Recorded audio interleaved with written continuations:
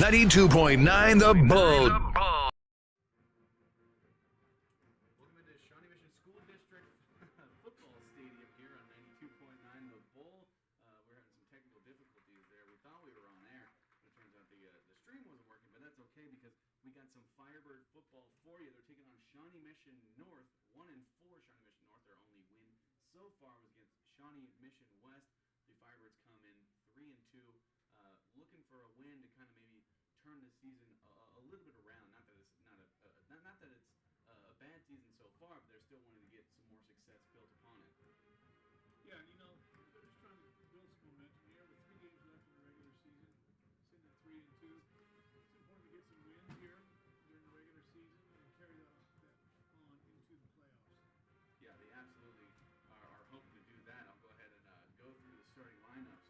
Once again, we did it when we were off air, but I'll go ahead and run through it because there's some pretty big news coming out of Free State is that Boston Baker is out with a wrist injury.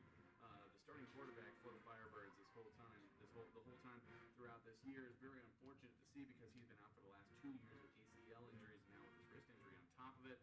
Just very unfortunate to see. So we're going to be seeing Finn Moore, number 18. He's going to be the starting quarterback for the Firebirds.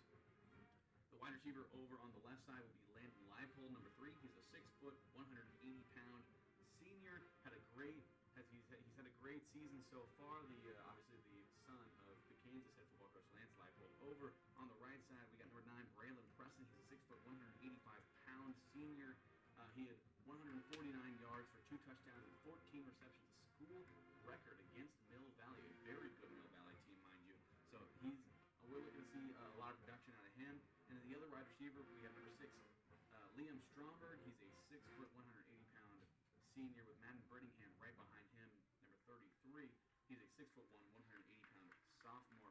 We've seen some big plays out of him. Also, in some other news, we will not be seeing Noah Simpson tonight, more than likely, because he will be out with an injury as well. So we got number 5, Ryan Weiser, who's going to be starting for the Firebirds. He's a 5'11", 185-pound senior. But we've seen some good things out of Ryan Weiser, especially when Noah Simpson is out. They're sort of like that 1-2 punch, kind of like Devin Neal and Daniel Highshaw for the Jayhawks. Coming in on the from left to right on the offensive line, you got number 77, Braden Williams. He is 6'8", 275 pounds. At left guard, you have number 78, Alex Risley. He's a 6'3", 260-pound senior. At the center position, you have number 79, Hiram Kahungra. He's a 6'1", 260-pound senior. He's the only non-returning starter on this offensive line. On the right guard position, you have number 64, Reese Worley, 6'1", 265-pound senior. And then finishing off on the right side, you have number 71, Lawson Brunger. He is 6'4", 280 pounds. Also a senior. And Craig, what have you seen out of this senior group of guys that have kind of come through Free State all 4 years? How have you seen them kind of mesh together? Yeah, well, we've seen them improve week by week, which is typical of an offensive line. Even if you're returning a bunch of starters from the year before, you take some time to gel and get your game together. And really, I think if there's a unit that has to play well and cohesively with each other, it's the offensive line. And so we see these guys do that as the season progresses. My goodness, 275, 260, 260, 265, 260. Yeah, that's some size. Yeah, and so most nights that would give them a big advantage. But it's a matter of being physical, having the attitude of winning your matchup and beating the guy across the line scrimmage from you. And so that physicality is vital to the work that your offensive line is doing. It absolutely is. We're seeing the Bison, Shawnee Mission North come out onto the field right now. They're going to be wearing black uniforms with white numbers, black pants, and a white helmet with a bison on the side of it. I'm going to go ahead and go through the defensive starters for the Free State Firebirds. Coming in at the left corner position, you have Noah Rupp, number 40. He is a 6'1", 170-pound senior. Coming in at the strong safety position, you have the starting quarterback for the Firebirds, and Finn Moore, number 18. He is a 6', 185-pound sophomore. playing on both sides of the ball. A very good, strong safety for the Firebirds. Coming in at free safety, you have number 22, Noah Simpson, but Noah Simpson will be out at this time as well. So you have number 16, Preston White. He's going to be coming in. He's a 5'10", 160-pound senior. And at the right corner, you have number 7, Ethan Prescott, a 6'2", 200-pound senior. Coming in the middle in the linebacker crew, you have number 15, Crow Bengoa, who led the team last year in tackles with 92 tackles, coming back as a senior. He's been having a great year as well, 6', 210-pound senior. You come in at middle linebacker, you have Parker Moore, number 8. He's a 6'2", 220-pound senior. He's a Wyoming commit, a very good football player. The only one with some Division I offers right now for the Firebirds. And at the will linebacker, you have number 14, Draven Samuel. Defensive end, you have number 87, Blaine Larkin. He's a 6'4", 220-pound senior. At nose tackle, you have number 55, Hiram Bayono, who has been an absolute rock star down there in the trenches for the Firebirds. 6'2", 290-pound senior. Defensive tackle, you have Garrison Otis, number 52. He's a 6'2", 210-pound sophomore. So a bright future ahead for Garrison Otis. And over there on the weak side, you have Havea Havoka, number 37, coming off that edge, 6'2", 205-pound senior. Craig, what sticks out to you about this defense? I'm just counting the number of seniors that you Right. named. Man, what a group! And really, I really think it's this group, the defensive group, that has carried the Firebirds so far. Offense a little spotty here and there in the early portion of the season, but let's look back at the turning point of last week's game. They forced 3 turnovers in the second quarter. 3 turnovers deep in the opponent's territory, setting the offense up for short drives, for scores. And so, we look at guys who just routinely, routinely make big plays. Crow Bengoa, okay, you're probably going to hear his name. Parker Moore tonight, probably going to hear his name. Guys who get in the other team's backfield and make tackles for loss. Blaine Larkin, this thing, Brianna, you said rock star? Yeah, no doubt. He is a force off that offensive line. And so, we just see guys who make individually great plays. They're good open field tacklers, and on top of that, they get a lot of players to the football. Yeah, they absolutely do. Their defense has been a strong part of this team, and it looks like Shawnee Mission North won the toss. They decided to receive the football. They're going to be going from north to south here at Shawnee Mission School District Football Stadium as the Firebirds will be kicking off. The starting kicker for the Firebirds is Yusuf Ishkandrani. Ishkandrani, by the way, he has got an absolute leg on him. We have seen him week in and week out kick it through the back of the end zone on the kickoff. We've seen him make some really long field goals as well. So Ishkandrani will be set to kick off for the Firebirds.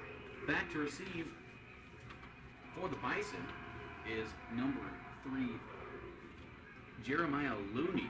He's a 6', 165-pound defensive back and wide receiver for the Bison. As Ishkandrani moves the ball from one hash to another. I kind of like this defense is going to be on the field first for Free State. So the key here is good coverage. Okay, don't allow a long return. And with this kind of running, we generally see the ball go to the end zone. As here's the kick. And there it is. Back to Looney. He is going to fair catch it in the back of the end zone, Jeremiah Looney. So that means the Bison are going to take over at the 20-yard line. And we will see how this Firebird defense fares in the beginning of this game. Ideal situation, force a 3 now, force a punt, and then take over the ball somewhere in midfield. And anything beyond that is just a cherry on the Sunday. Yeah, absolutely. Coming out here for the Bison, it looks like number 4 is going to be their starting quarterback. Number 4, Alex Casares. He is a 5'11", 165-pound junior. Excuse me. Trips to the far side. Once he goes to the near side, here's the snap and a run up the middle, and it is stuffed by Hiram Bayono. Hiram Bayono, we just talked about him in the pregame.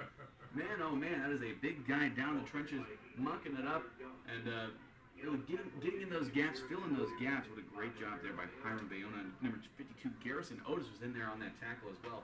for a gain or a loss of about a yard there. So bringing up 2nd and 11. Those two just beat their blocks and met the running back still in the backfield. And you don't know if you noticed, but Bison gives the running back a little pat on the helmet. It's all done. Trips to the far side, one single receiver to the near side. Here's the snap and a play action, and looks like Casares, he is scrambling, and he is going to be taken, not taken down yet. Wow. Bringing a few tackles, and he pushes it out towards the 30-yard line. It looks like he got the first down. What a great run there by Alex Casares. Holy cow. Just when we thought we were going to tackle for loss, he slips a couple tackles and just kind of jukes his way for enough first down yardage, so Shawnee should know it. Yeah, it was sort of shedding those tackles. It was Austin Mai who had the initial contact there, and just nobody was able to get him down. He found a way to get that first down. They're at the 30-yard line right now with 10:38 left to go in the first quarter. As here's the snap and the handoff to number 18, Skylar Young. Skylar Young's a 5'10", 195-pound senior. He got a gain of about a yard and a half, I want to say, maybe just a yard there for the running back Skylar Young. And they're coming out in similar sets here. There's not a whole lot of different things that they're doing on the offensive side of the ball.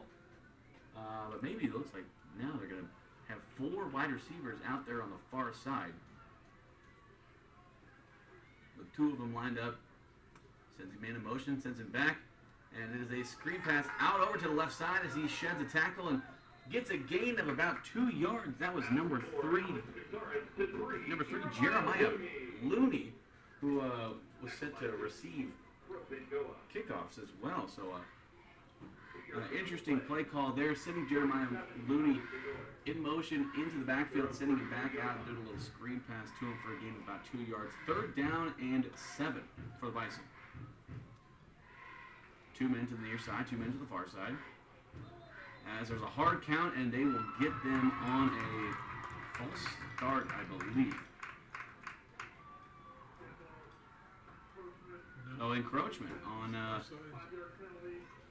looks like there was number 87, Blaine Larkin, with the encroachment. There was a really good hard count there, almost Aaron Rodgers-esque, getting the man offside. So for a gain of, obviously, 5 for the encroachment penalty, bringing up 3rd down and 2 for the Bison. Don't jinx the North quarterback. Next thing we know, he'll be throwing 3 interceptions tonight. Here's a snap and a design quarterback bootleg, and he does not get a gain right there for 3rd down. Bringing up 4th down and 2. What a great defensive stand there by the Firebirds. Number 4, Alex Casares. Tackled by 87, Blaine Larkin. Yeah, so we hear Blaine Larkin play. PA. 4th and 1, Shawnee North from their That's just the kind of play 39-yard that he typically will make. Being ball carried to line of scrimmage. In this case, keeping him short of the yard to the line to gain. What is this? North is lining up as if they're going to go for it. On their own 37. Yeah, looks like they are going to go for a 4th and 1 right here. Here's the snap handoff to number 18, Skylar Young. And he gets the corner, and he gets the first down for a gain of about 6 yards there by Skylar Young. A good, fast, hard run there by Skylar Young. Yeah, nice play, running wide. Free State didn't set the edge, and North had enough blocking out there on the perimeter for their running back to gain his first down. I was almost expecting a little pooch punt. Good for a Shawnee Mission. Handoff results in Shawnee Mission's 2nd first down of his drive. First and 10 from their own 40-yard line. As here's the snap and handoff to Skylar Young once again as he pushes forward for a gain of about 3 yards there. Skylar Young up the middle once again. He's a good fast runner, hard runner up the middle as well. Bringing up 2nd down and 2nd down and about 7 for the Bison.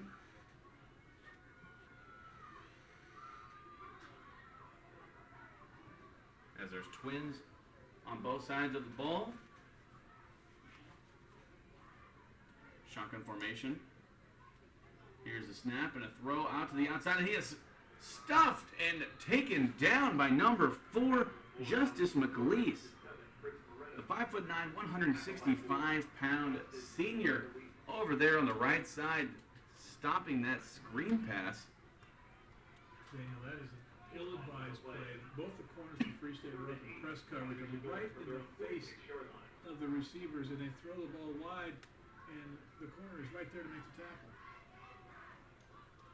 And North with a long 3rd and 7, 3rd and 8.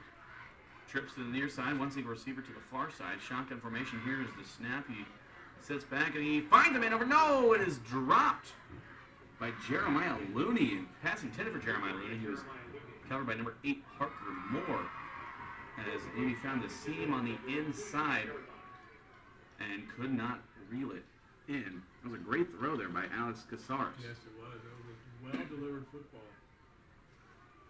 We're going to 4th down now, as it looks like they're set to punt. 4th down and 8. And it looks like Shawnee Mission North, Free State is going to be taking a timeout here. We'll go ahead and take a 30-second break, and we'll be right back with more Free State Firebird football right here on 92.9 The Bull. Get your home back to pristine condition with Rainbow Restoration of Northeast Kansas. With the kids back in school, it's the perfect time for carpet cleaning. Our IICRC certified experts ensure your carpets and upholstery are free from germs and grime. Download the Neighborly app or call Rainbow Restoration at 785-371-2400 to easily connect with us and schedule your service today. Rainbow Restoration of Northeast Kansas, because it's not done until it's done right. 92.9 The Bull. Welcome back into Free State Firebird football right here on 92.9 The Bull. Bringing up 4th down and 8 for the Bison. A great defensive stand there by the Firebirds. Looks like they're going to be kind of a shorter punt, a little pooch punt here by the Bison. It is a high punt and not a very good one, as there's whistles on the field. Seem to stop and play, and there was a false start there by the Bison. That's not what they want either. Yeah, there's a little movement on the offensive line. But they're probably glad they don't have to use that punt, because that punt was a high and not very far punt. Bring a 4th down and 12. 13 for the Bison, actually, I should say. As here's a snap, a high snap, and here's the punt a little bit farther than the other one, as Noah Rupp is back to receive the punt, and it bounces out at about the 27-yard line. 27-yard line. So the Firebirds are taking back over on offense. Not back over. This is their first time it's going to be out there on offense, and we are going to see Finn Moore coming out there as the starting quarterback, as we said earlier on in the broadcast, that Boston Baker will be out with a wrist injury. So we'll see how Finn Moore deals in this kind of environment. We know he's more of a dual threat guy, but we'll see how he can handle the intended offense the way that Kevin Stewart kind of put it in initially. As Finn Moore comes out there, Ryan Weiser, I believe, is lined up behind him, sort of a pistol formation here. Twins on both sides of the ball. Sends a man in motion to the attached tight end. Shotgun, here's the snap, handoff to Ryan Weiser as he tries to find a hole, and he gets a gain of about 2 yards there for Ryan Weiser. Bounces it back out a little bit to the left. Bring up 2nd down and 8.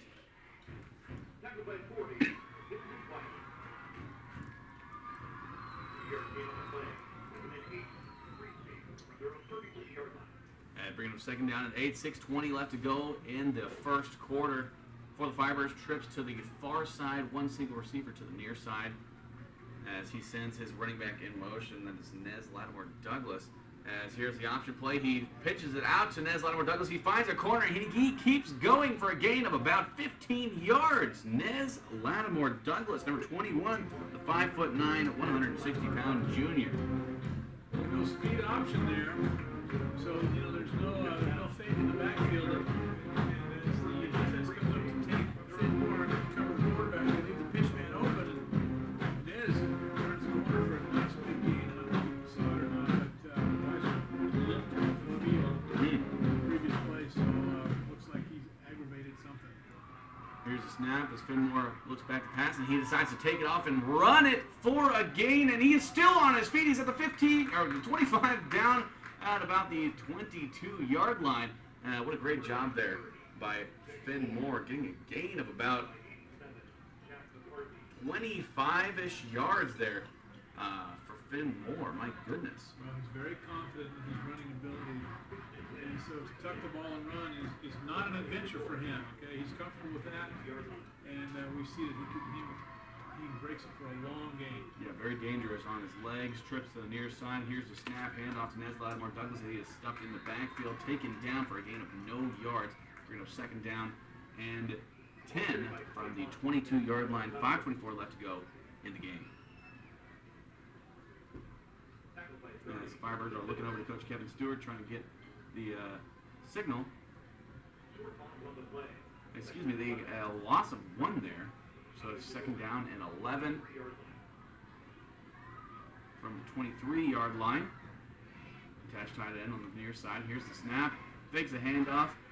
Drops back, and he throws the ball. Bounces off the helmet of the corner for the Bison and falls incomplete. Great coverage here by Moses Bortka. The pass was intended for Brandon Blanchard. 6'4", 215-pound wide receiver. And you like that because you hear this on TV all the time. The quarterback puts the ball up in the air to let his receiver make a play. And Braden at 6'4" has an advantage over the cornerback. Yeah. Can elevate, maybe high point the football, but not to be on that one. Yeah, absolutely. And, you like to see Finmore trying to air the ball out because we know how dangerous he is on his feet. Here's the snap, handoff to Lattimore Douglas. Once again, he tries to find an edge, and he cannot. And there's a flag on the play. Could be a helmet-to-helmet, maybe, a targeting there. Yeah, that could be a major penalty. As number 5, Moses Bortka, comes in with a huge hit on Nez Lattimore Douglas there. Bortka was the one defending the pass against Braden Blanchard. Yeah, there is a... That's the call. Personal foul, helmet hit on Bortka. So that gives them an automatic first down for the Firebirds, as they'll be taken over at the, or no, I guess.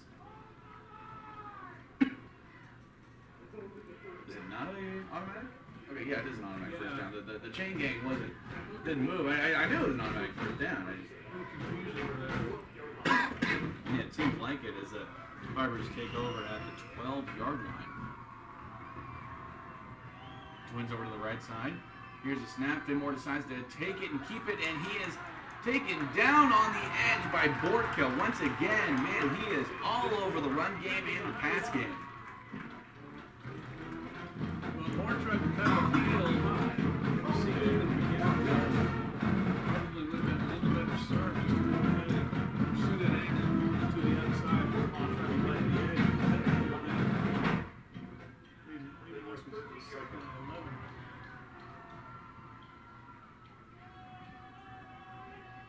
Second down and 11 for the Firebirds. Here's the snap as he drops back, and he's going for Landon Leipold in the corner of the end zone, and there's a flag on the play. Bortka once again. Great coverage there, but a little too handsy on Landon Leipold as they try to send it over to the corner of the end zone for a little fade route. And that's got to be defensive pass interference.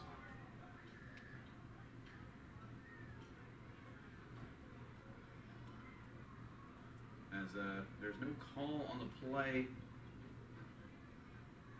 There it is. And yeah, defensive pass interference on Moses Bortka. He has been on every single play in the pass game, in the run game. He's doing a great job, but had 2 flags so far on this drive, bringing up second down and 5 at the 7-yard line. Here's the snap as a Parker Moore takes the Wildcat snap, and he gets in for the touchdown. Parker Moore. Wow, Wildcat. Snap to the Wyoming commit. He's usually just a linebacker, but they put him in for this special occasion. And as a Wildcat snap, takes the snap, finds the edge on the right side, bounces it back in for 6. Coach Stewart getting a little tricky. He is getting a little tricky. As Iskandrani lines up for the extra point.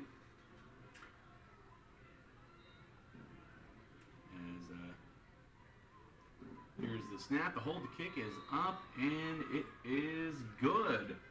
Firebirds lead 7-0 here with 3:53 left to go in the first quarter of action. We'll be right back after the short break. You're listening to Firebird football right here on 92.9 The Bull.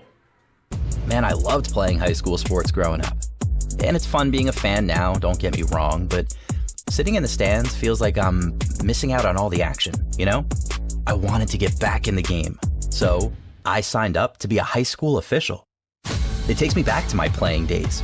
I'm supporting students, and I get paid to make the big calls. Do you want to see the game up close? Sign up to become an official in Kansas at highschoolofficials.com.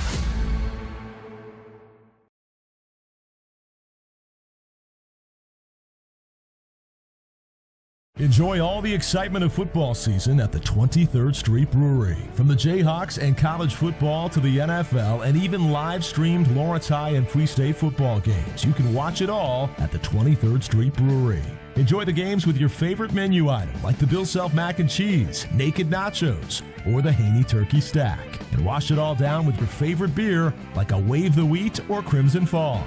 23rd Street Brewery on the corner of Clinton Parkway and Cassold in Lawrence.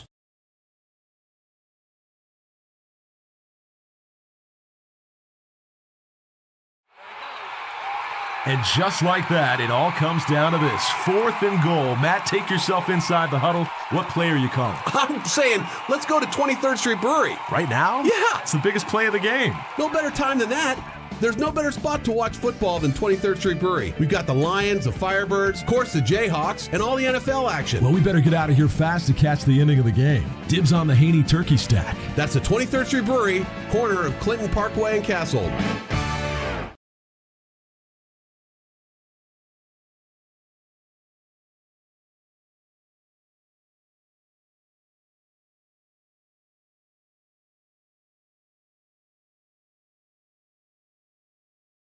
.9 The Bull. Welcome back into Firebird football right here on 92.9 The Bull as the Firebirds are taking on Shawnee Mission North. They just punched in a score from Parker Moore in the Wildcat formation, take it up to get up 7-0 with 3:52 left to go. As the Firebirds kicked off, it is a touchback, so the Shawnee Mission North Bison are taking over at their own 20-yard line, and here's the quarterback scrambling, finding some room, and he gets a gain of about 17 yards there. That's number 4, Alex Casares, and he has done a great job so far. You can tell he's dangerous on his legs as well. He really is. He makes sharp cuts, avoids tackles, he keeps moving upfield, which I think is really important. You know, go lateral to make your move and then get heading back upfield. He does a great job of that. So I think that Free State needs to be a little wary of quarterback draw. I think they absolutely do, yeah, because Casares, he is dangerous on his legs. Trips over to the far side, one single receiver to the near side. Here's the snap and the handoff to Skylar Young once again as he is met at the line of scrimmage for a gain of about a yard there. This is Skylar Moore. Hiram Bayona on the tackle. As the Bison are at the 39-yard line. It is 2nd down and 9 to go. Just under 3 minutes left to go in the game, or in the first quarter, excuse me. Firebirds are up 7-0. 2nd down and 9. Sidney made a motion. The tight end spot. Here's the snap, and Casares decides to keep it as he finds a hole, finds a lane, and gets the first down for a gain of about 13 yards there for Casares. Getting into Firebird territory as he was tackled at the Firebird 45-yard line. Well, Casares says, here's our read option. How do you like that? Right. He's quick. He certainly is, finding that edge and pushing forward for multiple first downs in this game so far. As they take over at the 45-yard line inside Firebird territory. 1st down and 10. As there's two receivers out to the far side. Here's the snap. Casares is looking, tries to fire it over the middle to Looney, and he does not get it there. Just over the head of Jeremiah Looney, the kick returner as well for the Bison. Yeah, there are a lot of white jerseys there. A lot of white jerseys, very well covered there by the Firebirds. We're going to have second down and 10 at the 45-yard line.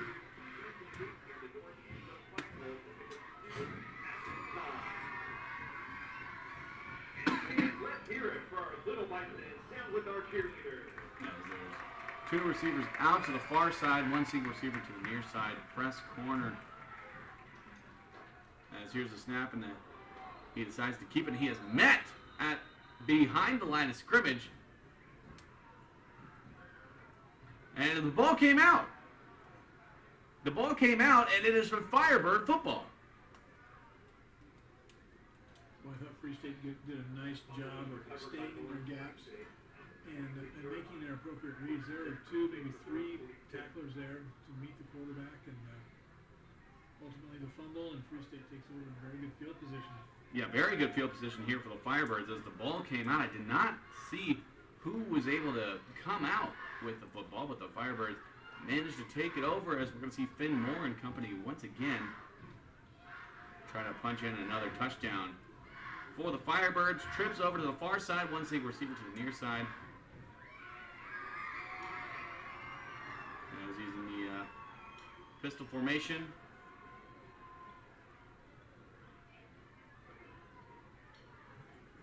As they're still determining. It looks like the Shawnee North head coach has some issues with the referee there. They might be discussing whether or not he was down or not. Alex Casares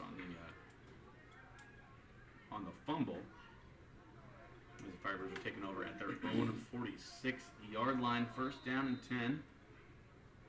As Firebirds get ready, brings his running back up, shotgun. Here is the snap. He drops back. Finn Moore looking to find a guy, and he finds. Oh, and then Landon Leipold was wide open down the middle, but a great defensive play there by number 5, Moses Bortko. Once again, he is doing a great job on defense. Bortko is everywhere tonight. He really is. What a great job there. Able to bat it down with his right hand. Landon Leipold, he was in for 6. If Bortko wouldn't have made that great defensive play there. That ball just a skosh underthrown. Yeah, just a skosh underthrown, that's for sure. But we do have our backup quarterback in here. Here's a speed option. As he tosses it over to Nez Lattimore. Douglas, and it looks like the ball popped out. North is celebrating. Again, and the Shawnee Mission North Bison come up with the fumble. Nez Lattimore Douglas fumbles the ball for the Firebirds, and the Bison are going to take over at the Firebird 48-yard line. I would describe this game right now as a little ragged. Yeah. You know, we've seen major penalties that help Free State move the ball down the field and eventually get the touchdown. We saw some big plays for Free State, but the penalties, the major penalties really assisted. Now we've seen a kind of a shaky punt from North, and we see the North fumble, and Free State has fumbled, and there's just not a lot of rhythm right now. Yeah, no, not a whole lot of rhythm. I couldn't agree more, Craig. As the Shawnee Mission North Bison take back over the 48-yard line inside Firebird territory. Here's the snap and the handoff to Skylar Young as he tries to plow forward. Gets a gain of about 2 yards, and he goes down. Was on his feet for a little bit longer than I thought. There for the Bison as he gets a gain of about 3 yards, bring up second down, and a gain of about 2 yards there. Bring up second down and 8. Minute 22 left to go in the first quarter of action, and we'll see if the Bison can punch something in before the end of the quarter, or we'll see if the Firebirds can maybe get another turnover or take back over on downs before the end of the quarter. As 4 wide receivers to the near side. Here's the snap and the handoff to Looney, and Looney tries to find the magic. He is bursting forward, and he breaks free. Looney to the 5. Oh, and he goes down at the 3-yard line. Jeremiah Looney, what an excellent run there by Jeremiah Looney. Man, that kid's fast. Yeah, little hurdle at the end. That's what actually saved it for the Firebirds, as he probably would have been in, but a little shoelace tackle at the last second. So North comes out of the 4 wide set to the near side to send Looney in motion, give him a handoff on the jet sweep, and it's all speed from there as he gets out wide and turns the corner. Yeah, he finds that corner. Yeah, and here it is Alex Casares in for the touchdown on the design quarterback run, finds that end. Alex Casares in for 6. That brings the score 7-6 Firebirds with 27 seconds left to go in this first quarter of action. And what a great job there, a little jet sweep by Jeremiah Looney, finding that edge, and then he found a hole and he took off. That straight line speed was just incredible. Beating this Firebird defense on its legs. As here's the snap, the hold, the kick is up, and it is good through the uprights. We're going to score 7-7 with 27 seconds left to go in this first quarter of action. We'll go ahead and take a short break here, and we'll be back with more action. Firebird football taking on the Bison, Shawnee North, right here on 92.9 The Bull. People are creatures of habit. You know what I mean? You get up, you get dressed, you barely have time to eat. If you're lucky, you didn't walk out without your cell phone, but you did remember the dry cleaning. In today's busy world, we may or may not have coffee on the way out the door to school or work. Thank goodness for Scotch dry cleaners, because Linda knows just how to put that morning smile right on my face when Billy isn't behaving in the back seat. Scotch dry cleaners. They are more than just cleaners. They are family. Family owned and operated. 10 locations, Lawrence and Topeka. 92.9 The Bull. Welcome back into Firebird football, taking on Shawnee Northwest right here at 92.9 Bull. My name is Daniel Corbett, alongside my broadcast partner Greg Shizer, as the Bison just punched in for 6 after a long jet sweep run by number 3 Jeremiah Looney, setting up a great field position down to the 3-yard line. Alex Casares takes the design quarterback run into the end zone. As the Firebirds are now set to receive the kick from the Bison. 27 seconds left to go in the first quarter of action. So they'll probably get maybe one play off here, as here's the kick. It's a shallow kick out of bounds around the 35-yard line, maybe even, or no, excuse me, the 25-yard line. Maybe a little bit farther. As the flags fly for the out-of-bounds kick.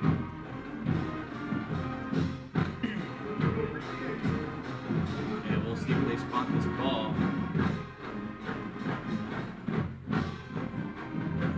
As the Firebirds are going to take back over. 27 seconds left to go in the first quarter of action. Like I said, probably going to be a time for one, maybe 2 more plays, depending on if it's a run or pass play.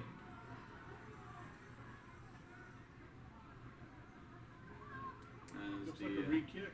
They're re-kicking the ball. Wow, okay. So, I guess Kevin Stewart decided he wanted a re-kick. Maybe try to get better field position here, which already would have been pretty good field position in the first place. So they're going to take the penalty on the kick, move them back 5 yards. As maybe they're wanting to return this one. Well, that would be why. I mean, he's counting on the kickoff from the 35, so they moved him back, and so now he's taking a shot with his return game, seeing if his kick return team can pop something big. They certainly think so, as here is the kick over to the right side. It rolls to Nez Lattimore Douglas, as Lattimore Douglas bobbles the football, but manages to pick it up and run it back out to the 34-yard line for the Firebirds. 25 seconds left to go in this first quarter of action, right here on 92.9 The Bull.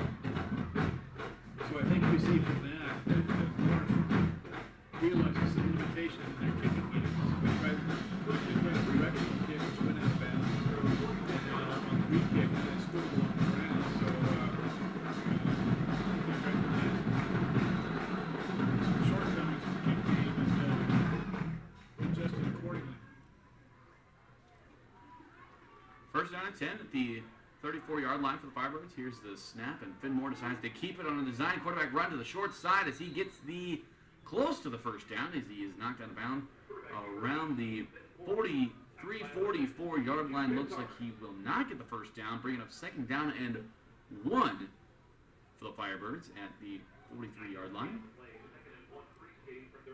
Straight quarterback run. You use your running back, get an extra blocker there for your quarterback, who is a good runner, and so then you set up in a second short. Your looks wide open now. You can pick anything you want. Here's a snap as Finmore takes it back, scrambling as he's flushed out of the pocket, and the ball comes loose and is picked up by the Bison. And Finmore hits him out of bounds. The fumble and is picked up by the Bison. That was number 15. Excuse me. Or yeah, number 15, Evan Peters, I believe, is the one who picked up the ball. Oh, 35.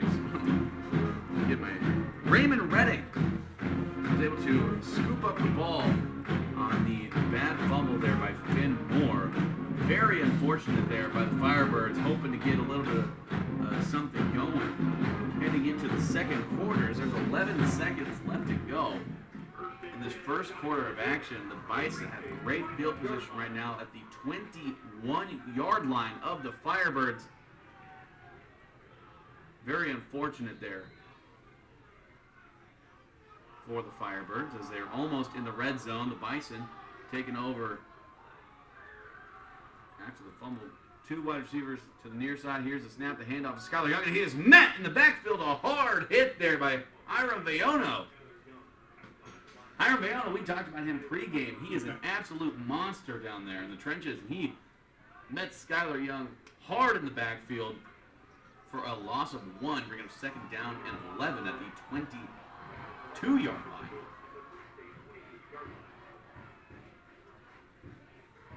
Well, maybe I'm not watching closely enough. I thought that was for a bigger loss. I thought it was too. 1 yard. Maybe a forward progress, I guess.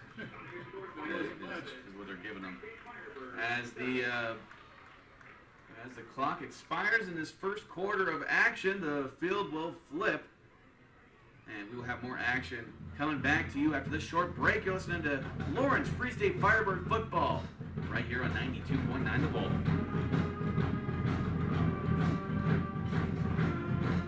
Hey Jayhawk fans, Brian Haney here. I think this upcoming season is going to be one of the most memorable years in the history of KU football. And I'm going to be smiling from ear to ear, as bright as ever with those pearly whites. And we're doing all that winning thanks to my friends at the Kansas Center for Sedation Dentistry. Not only with the Zoom whitening process I went through last winter, but the twice-a-year checkups with my personal dentist, Dr. Kelly Dummerth, have my smile looking better than ever. So as we're winning games left and right and smiling extra bright, I'm thankful for my friends at the Kansas Center for Sedation Dentistry in Lawrence. 92.9 The Bull. Welcome back into Shawnee Mission School District Football Stadium right here on 92.9 The Bull for Firebirds versus the Bison of Shawnee Mission North, the Lawrence Free State Firebirds. As a big-time costly fumble by Finn Moore, they were trying to drive down the field. Finn Moore fumbled the ball on a design quarterback keeper. Ball was scooped up and taken down to the 21-yard line for the Bison. Here's the snap and the handoff to Looney as he tries to get an edge, and he cannot get that edge. Maybe gets a gain of about 2 yards there, maybe a yard there for Jeremiah Looney. Jeremiah Looney, we were talking about this off air. I believe Jeremiah Looney has been the only target through the air tonight for the Bison. Sort of does everything, does jet sweeps. You find him in the middle, and he's a very good football player. Bring up third down and 10 for the Bison at the 21-yard line. Almost inside the red zone for the Bison. Trips to the far side, one single receiver to the near side. Here's the snap. Alex Casares, as here's getting pressure on him by Blaine Larkin. He is scrambling, trying to find a room, and he tries to go up the middle, and he is met at the 18-yard line. A big-time hit there by Parker Moore, the Wyoming commit. Bringing down Alex Casares for a gain of about 3 yards there. bringing up 4th down and 7 for the Bison, and they are inside the red zone, so it looks like they are going to go for it. 10:43 left to go in this second quarter of action here. 7-7, all tied up, as it looks like the Shawnee Mission North Bison are going to be taking a timeout here. And we'll go ahead and take a 30 with them. Keep it right here for more Free State Firebird football action on 92.9 The Bull.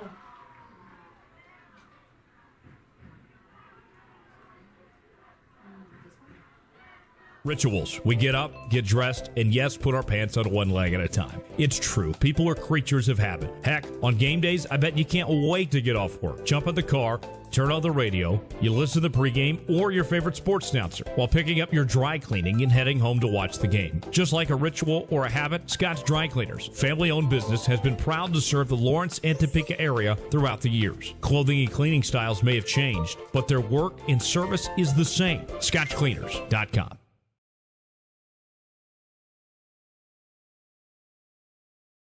92.9 The Bull. Welcome back into Shawnee Mission School District Football Stadium right here for Lawrence Free State Firebird football right here on 92.9 The Bulls. They're taking on Shawnee Mission North. Shawnee Mission North has 4th down and 7 to go at the 18-yard line, and it looks like they are going to be going for it. Alex Casares, takes the snap, and he tries to find a man down the middle of the field. It is Jeremiah Libby, and it is incomplete. Great coverage there by Noah Rupp, the cornerback, playing man coverage, followed his man all the way to the middle of the field, running a little post pattern there in the back of the end zone, and he was not able to bring it down, so the Firebirds take over on downs. Well, they continue to try to get the ball to Looney. Obviously, they consider him their big play guy, but I don't know that Casares has even looked at another receiver. I don't think he has. Yeah, I don't believe he has. He's been the only targeted receiver of the game for this Bison squad, which you know he's a good player. He had the long jet sweep on the other end of the field in the first quarter. Because now we're in the second quarter of action. 10:29 left to go in this second quarter. 7-7 Firebirds and the Bison are tied up as the Firebirds take over on downs at their own 18-yard line. Here's a snap and the handoff to Nez Lattimore Douglas as he tries to find an edge, and he pushes forward for a gain of about 4 yards there. That actually was not Nez Lattimore Douglas. That was number 23, Collins Mithaga. Collins Mithaga. Easy for you to say. Yeah. Right. Nice game. Picked up 6 on the year. Yeah, good game. Bringing up 2nd down and 4 at the 24-yard line as there is the handoff to Collins once again. Man at the line of scrimmage, maybe a gain of about a half yard, maybe a full yard there for Collins Mithaga. Bring it down. 3rd down and 3 for this Firebird squad. Fenmore in at quarterback at the 26-yard line. So 3rd down and 2 to go. Here's a snap as Fenmore's wanting to keep it. He goes up the middle, and there's a flag down on the play. As presumably he got the 1st down, but we will see if this will be going backwards for the Firebirds.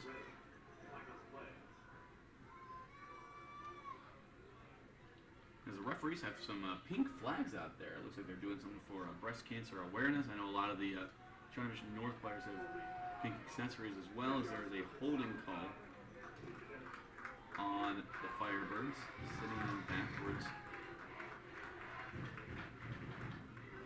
a few yards, making it just that much harder. We're going to pay 3rd down and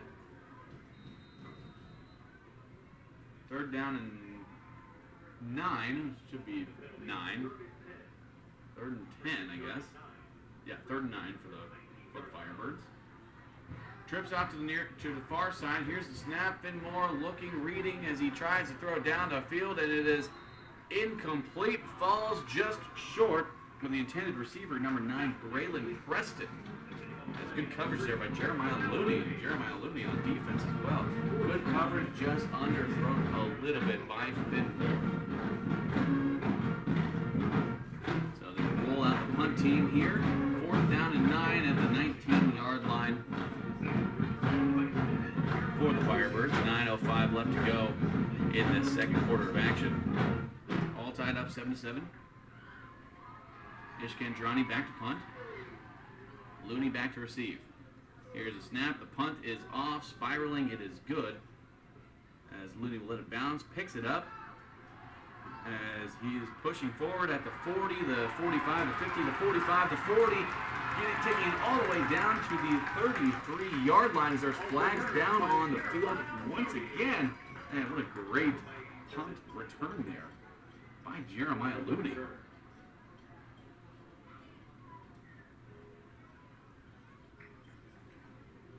have a feeling that great return is assisted by some kind of an illegal block. I believe so. Yeah, I think that was a... Didn't quite hear. Was it a block in the back or was it a hold, Craig? Yeah, I couldn't make it out either, but it is a major penalty, so ball's coming back to the 45. You know, the defense did a really nice job of holding up after that fumble. And in terms of playing complementary football, the offense could have helped out by gaining a first down. Even though this penalty backs it up to the 45, North still has a relatively short field and puts a little more pressure on this defense. Yeah, it does put a little bit more pressure on this defense. Takes away that long punt return there by Jeremiah Looney to take over at the 45-yard line. Here's the snap and the handoff to Skylar Young, and he is met in the backfield for a loss of about 2 yards there.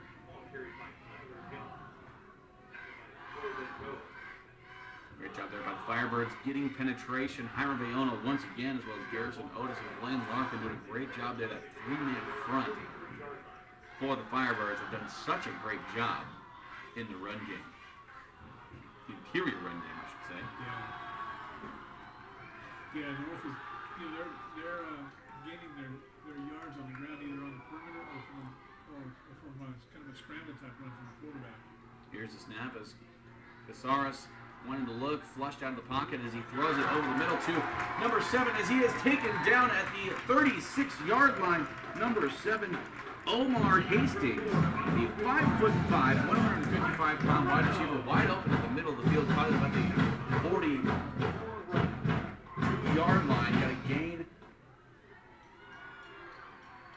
of about 24 yards there. Hastings just found that gap in the secondary and settled in wide open, and Casares does a nice job keeping his composure, running to the left and finding the receiver in that open spot. As here's the snap as Casares flushed out of the pocket once again, wanting to throw, and he is met just a few yards past the line of scrimmage and taken down at the 34-yard line. Is Casares. Casares dropped back to pass, and Blaine Larkin is all over him. Casares got him to jump with the pump fake, and then wheeled it back around, bringing up 2nd down and 8 at the 34-yard line.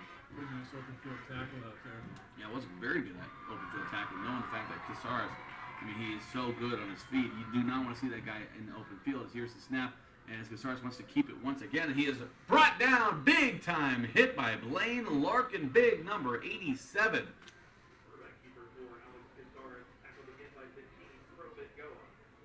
Yeah, Larkin basically just said, yeah, not this time. Yeah, Blaine Larkin with a huge time, big time hit there. Also, Probin go on the tackle as well, bringing up 3rd down and 6 for the Bison. 6:30 left to go in this first half of action. 7-7, Firebirds and Bison are tied up.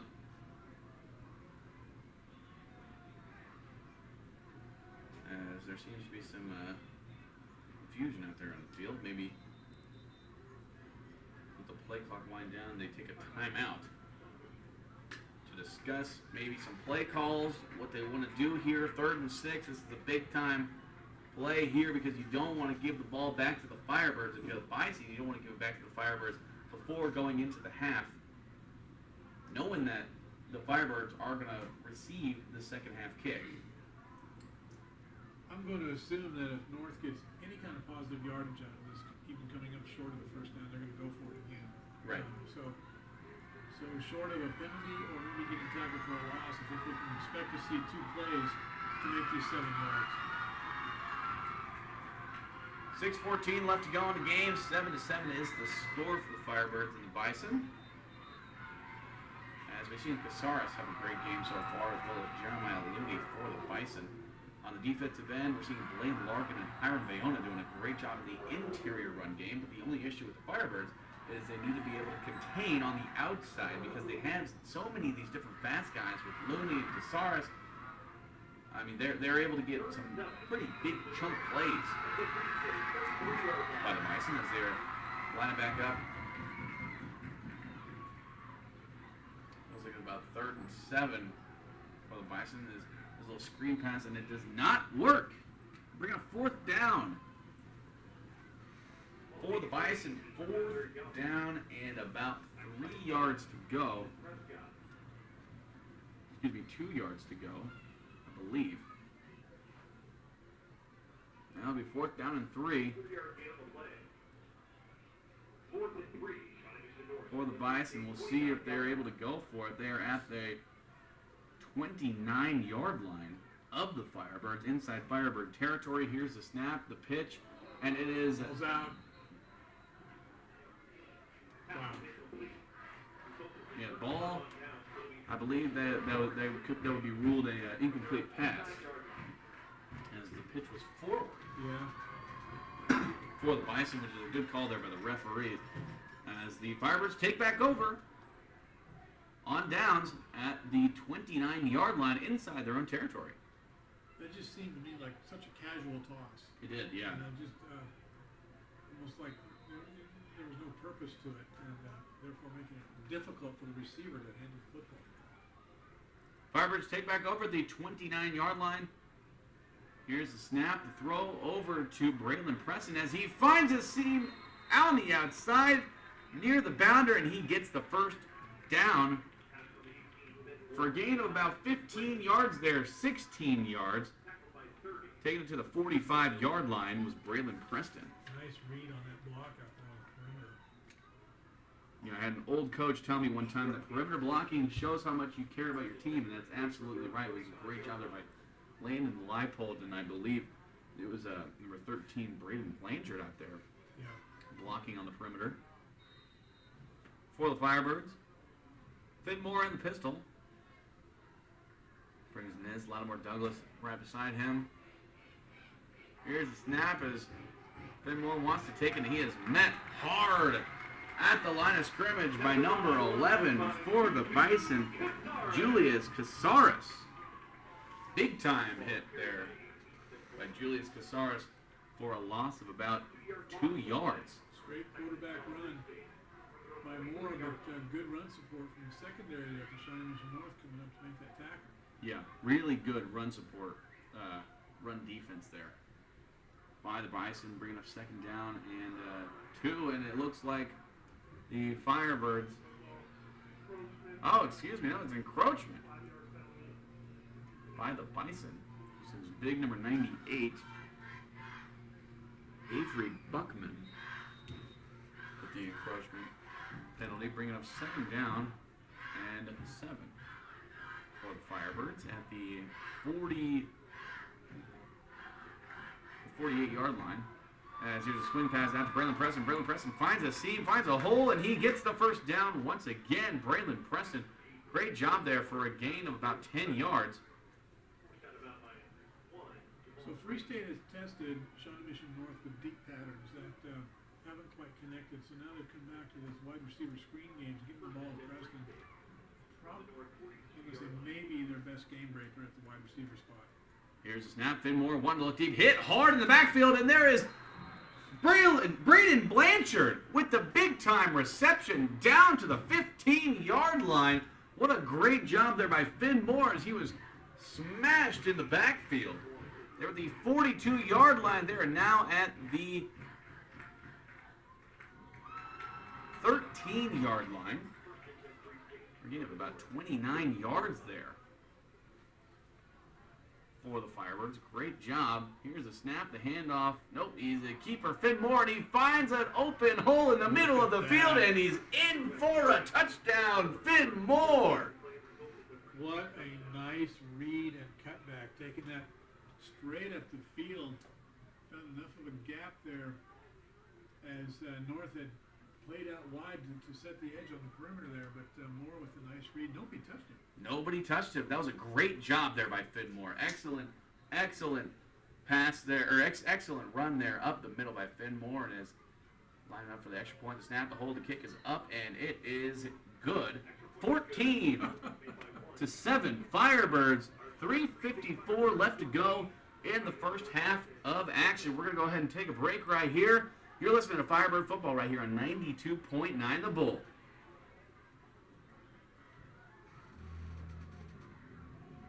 Discover the unmatched quality and savings at Heartland Door and Window. During their fall savings event, enjoy discounts from 4% to 12% on select. Enjoy all the excitement of football season at the 23rd Street Brewery. From the Jayhawks and college football to the NFL and even live-streamed Lawrence High and Free State football games, you can watch it all at the 23rd Street Brewery. Enjoy the games with your favorite menu item like the Bill Self Mac and Cheese, Naked Nachos, or the Haney Turkey Stack. And wash it all down with your favorite beer like a Wave the Wheat or Crimson Fog. 23rd Street Brewery on the corner of Clinton Parkway and Cassold in Lawrence.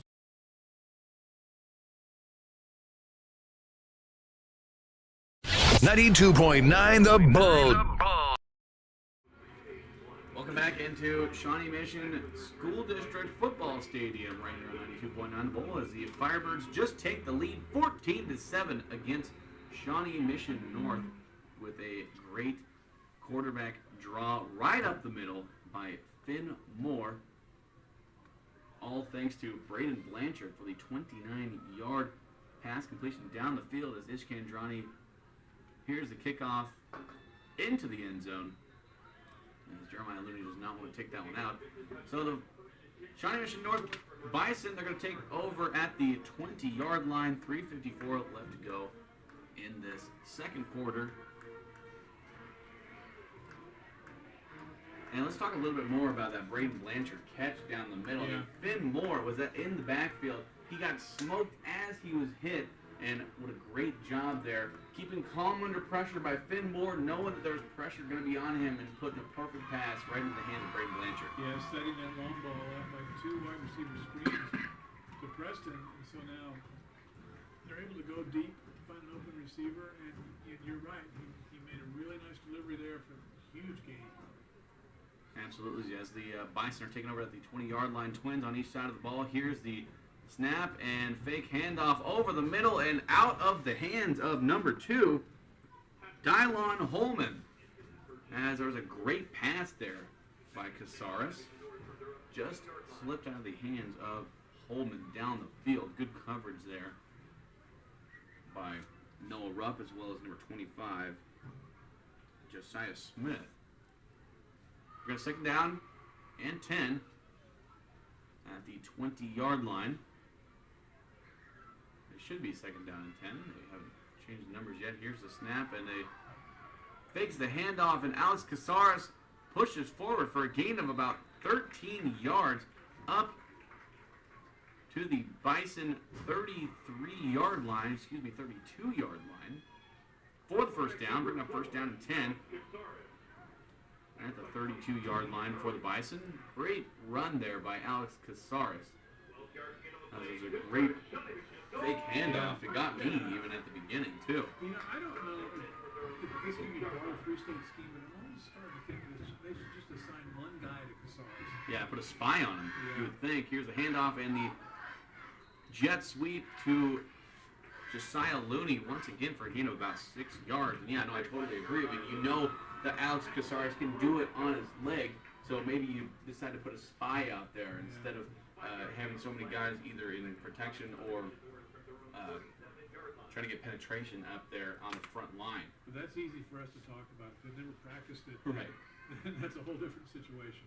Yeah, it is very hard as there are trips to the near side, one single receiver to the far side. Here's the snap and the throw out to Josiah Looney for a gain of about maybe a yard. 32 yards there. We're going to 3rd down and 3 for the Bison. Big time play here. Jeremiah Looney tried to inch forward on the screen pass, bounced it back to the inside, was taken down for a gain of about 2 yards. 3rd down and 3. Shawnee Mission North getting the signals. Twins on both sides of the ball. Skylar Young in at running back. Alex Casares in the shotgun. Here's the snap as he drops back. Looking, is getting flushed out, flushed backwards, flushed out of the pocket. Wanted to run to throw it. It is through the hands of number 7, Chris Moreno. As that was a great pass there by Alex Casares, but one you got to think maybe he could have gotten that first down on his legs. Yeah, it sure looked like he could have, but that kid's scary. Yeah, he is. You know, how would you like to see him in the open field? I wouldn't. I mean, if I have to tackle him, I wouldn't want to see him. Right. Twins to both sides of the ball at the 39-yard line, as there is an encroachment called there. Krobengoa as well as Havea Havoka. Both of them on the hard count. 4th down and 3, changing it to a 1st down. We're under 2 minutes here in the first half of action, second quarter of action. 1:58 left to go in the game.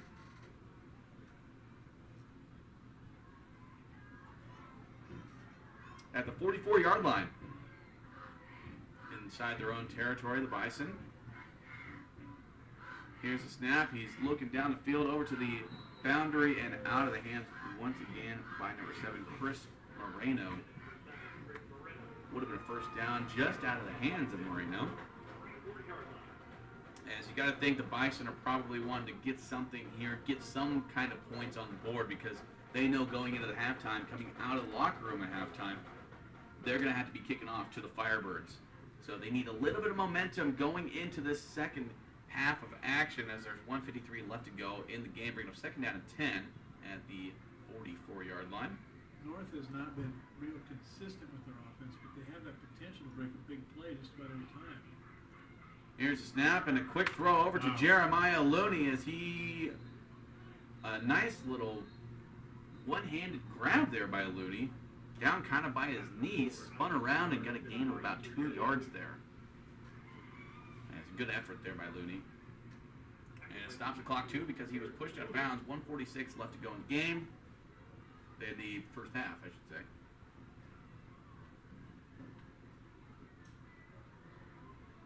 Third down and 8 for the Bison at the 46-yard line. As it looks like there's a timeout called. We'll go ahead and keep it right here. 14-7. The Firebirds are leading, and if you're the Firebirds, I mean, what do you think that the Bison might be trying to do here? Well, I think they're going to, they're really going to focus on their big play guys, and that would be Casares and Looney. So if it's a pass play, I think you tell your rushers, don't go upfield too far. Yep. Beyond the quarterback. Try to keep that lane and try to keep him buttoned up, because if you rush deeper than the quarterback is, now he's got a real advantage in terms of breaking a play, a long play, just on a scramble. And I think Free State has to be very aware of where Looney is, and watch that motion play, because that can turn into a jet sweep real easily. 3 wide receivers to the far side. Here's the snap. Casares looking, and now he's wanting to run as he's bouncing backwards, pushing forward, and he is breaking tackles left and right. He's at the 40 and the 35, pushed out at the 35-yard line. There's a flag down on the field. As looks like there's an injured Firebird on the field as well, but a great scramble and run there by Alex Casares. And it looks like that might be, I'm not sure who that is. But a great job there by Alex Casares. And the Firebirds, they need to do a better job of wrapping up and keeping contain on him. Actually, not even contain. I mean, he ran it right up the middle of the field. So all they have to do is find a way to take him down. And that is number 7 who is down on the field, Ethan Prescott, the 6'2", 200-pound defensive back. He's a junior this year. Ethan Prescott, brother of Braylon Prescott, number 9, the wide receiver, with 14 catches against Mill Valley 2 weeks ago.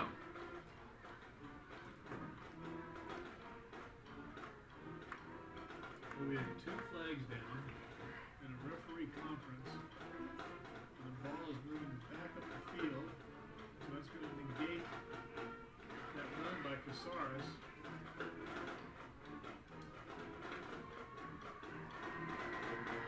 But I did not see a signal. I did not see a signal either, but it's they're heading backwards, which is good news for the Firebirds, bringing up 3rd down and 5 for the Bison at the 49-yard line, still inside their own territory, just barely. Here's the snap. Casares wanting to roll out to the right side, spinning backwards, heading up the middle once again, and he's at the 40 and taken down at the 38-yard line. And another great run there by Casares. Man, he can do it on his legs. Clock is winding down. 1:19 left to go in this first half of action. And if the Bison want to get something going, they got to get it going here pretty fast. At the 38-yard line, here's a snap. And Blaine Larkin once again getting some pressure on him. Throws across his body. And it is incomplete. Intended for number 2, Dylon Holman. Great coverage there by number 25, Josiah Smith, for the Firebirds. Absolutely great coverage there by Josiah Smith. Well, that looked like an interception right when it happened, but the receiver wound up playing defender, coming back and breaking up the pass. Yeah, absolutely. Yeah, a bit of an underthrown ball thrown across the body of Casares. As a big Hiram Bayona is going to be coming out of the game right now. 1:03 left to go in the first half of play. As number 45, Sean Overstreet, no, I believe is. Here's the snap. As he wants to take it once again, he is hit from behind and then hit in the front for a gain of, or for a loss, excuse me, of 3 yards. So this is going to bring up a big play here by the Bison. 44 seconds left to go as the clock is winding down. Looks like they're going to try to get one more play off here. As the play clock is down to 18. The game clock is down to 28 as they're at the 43-yard line. Here's a snap, and Casares decides to keep it. And the ball comes loose. The ball is out. And it is recovered by the Firebirds. The Firebirds take over with 13 seconds left to go in the half at the 38-yard line. Casares, another run up the middle, and could not hold on to that ball. You know, I like that play. I like that design, and then Looney in motion, and then fake it like it's going to be a jet sweep. Casares keeps it, turns it upfield, and so basically you've got your 2 biggest playmakers involved in the play, and the Firebirds have to make a choice on who to defend. They did a nice job there of containing Casares and knocking the ball loose. Yeah, absolutely they did. Great job there because they know Casares has been dangerous up the middle. Well, some of the best plays tonight have been improvised runs by Casares. Yeah, they absolutely have. Twins to both sides, nasty set, pistol formation, and timeout by the Bison. 13.4 seconds left to go in the first half of action. As the Firebirds are up 14-7.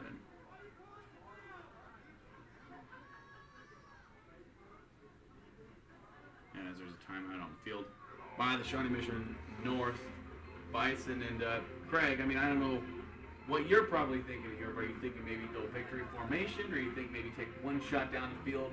Who cares? I mean, you know, the Firebirds are going to get the ball back at the start of the second half. Well, I don't, you know, I wouldn't favor victory formation right here, honestly.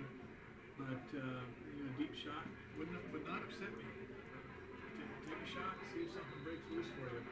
You know, this game has been so out of rhythm, and Free State's ahead 14-7, but you just kind of feel like it could turn just like that. Yeah, absolutely.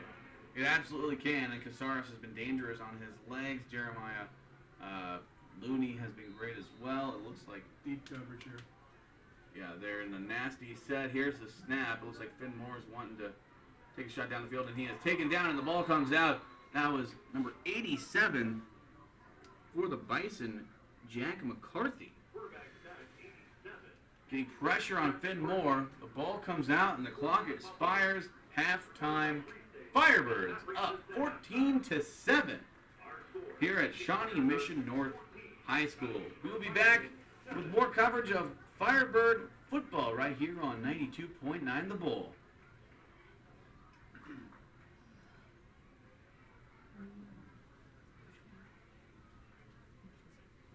School sports are played by humans, coached by humans, and officiated by humans.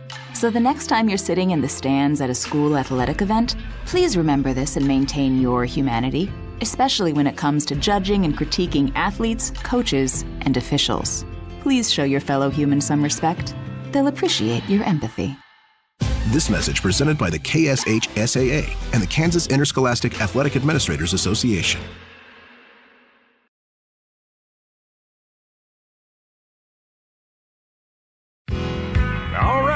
I got a message for you.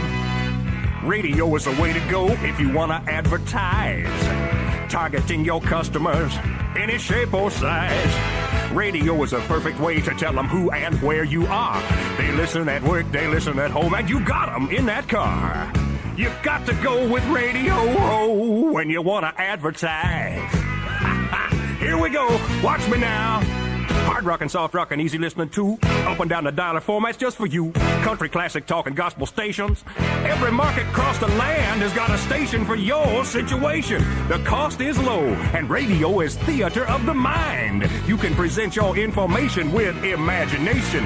If you want to get your message across the airways with radio. Call them. They will come right over. Remember, you got to go with radio when you want to advertise. There are lots of stations just your size. Discover the unmatched quality and savings at Heartland Door and Window. During their fall savings event, enjoy discounts from 4% to 12% on select garage door models through November. Save up to $300 on Classica single doors, up to $500 on Hillcrest double doors, and up to $1,000 on Vista double doors, one of the industry's finest. To take advantage of these great deals during their fall savings event, go to heartlanddooranwindow.com. That's heartlanddooranwindow.com. 92.9 The Bull. Welcome back into Shawnee Mission School District Football Stadium right here on 92.9 The Bull as the Firebirds are up 14-7 against the Shawnee Mission North Bison. And coming up right now, we have a very special guest who's going to be joining us in the booth. It is Nolan Henderson, former defensive coach. And I'm going to go ahead and let my broadcast partner, Craig Hershiser, go ahead and spearhead this one. So, Nolan, here's the headset. All right. Thanks for having me. Oh, man, I'm so pleased you could do this. I mean, we're on the road, and sometimes it's hard to find folks for an away game. But I didn't know this. You gave the halftime or the pregame talk? Yeah, I've Coach Stewart wanted me to keep doing that. That was something that I've always been good at, something I've had a lot of pleasure in doing. You know, I left coaching for personal reasons, you know, grit. It was time to be a dad. Yeah. And I didn't necessarily want to leave. It's something that I had to do. So I get to be around the program. I get to be around the kids. These kids live in my neighborhood too. So, okay. Yeah. So, what's the topic tonight of your pregame? Tonight the topic was we're going to find out how good of a team you are, what kind of legacy the senior class wants to leave. It's pretty easy to win games when you don't have injuries, and no one's going to fault these guys for losing to Mill Valley or Manhattan High. Those are two really good teams. Right. But when your back's against the wall and you're playing a hungry dog, things change. Yeah, especially with the injuries that they're dealing with tonight. They got some, frontline guys that are just not able to play. So, refresh our memories. How many years for you at Free State? I was a part of the program for 15 years. Was it that long? Yeah, it was a long time. Wow. Yeah. I've been in lots of games like this. I learned a lot under head coach Bob Lisher, and then when Coach Stewart took the job, I said, hey, I'm here for you. This program means everything to me and my family, and it still does to this day. So, I'm bleeding green and silver and black or whatever the color uniform is until the day I die. Wow. So 15 years, you saw some really good teams and some really good players go through the program. Yeah, we've had high school All-Americans, college All-Americans. That's one thing I ran by Finn Moore tonight. Like, you're not the first sophomore future superstar to start a game, and I gave him the list. It was in my tenure here. It was Joe Deneen, Bryce Tornado, Jordan Preston, Gage Foster, and then Jeff Deneen. So they all had to do that. He's just next in the line of a lot of good football players. Yeah, I think it's important to stress that with teenagers, because they think they're the deal.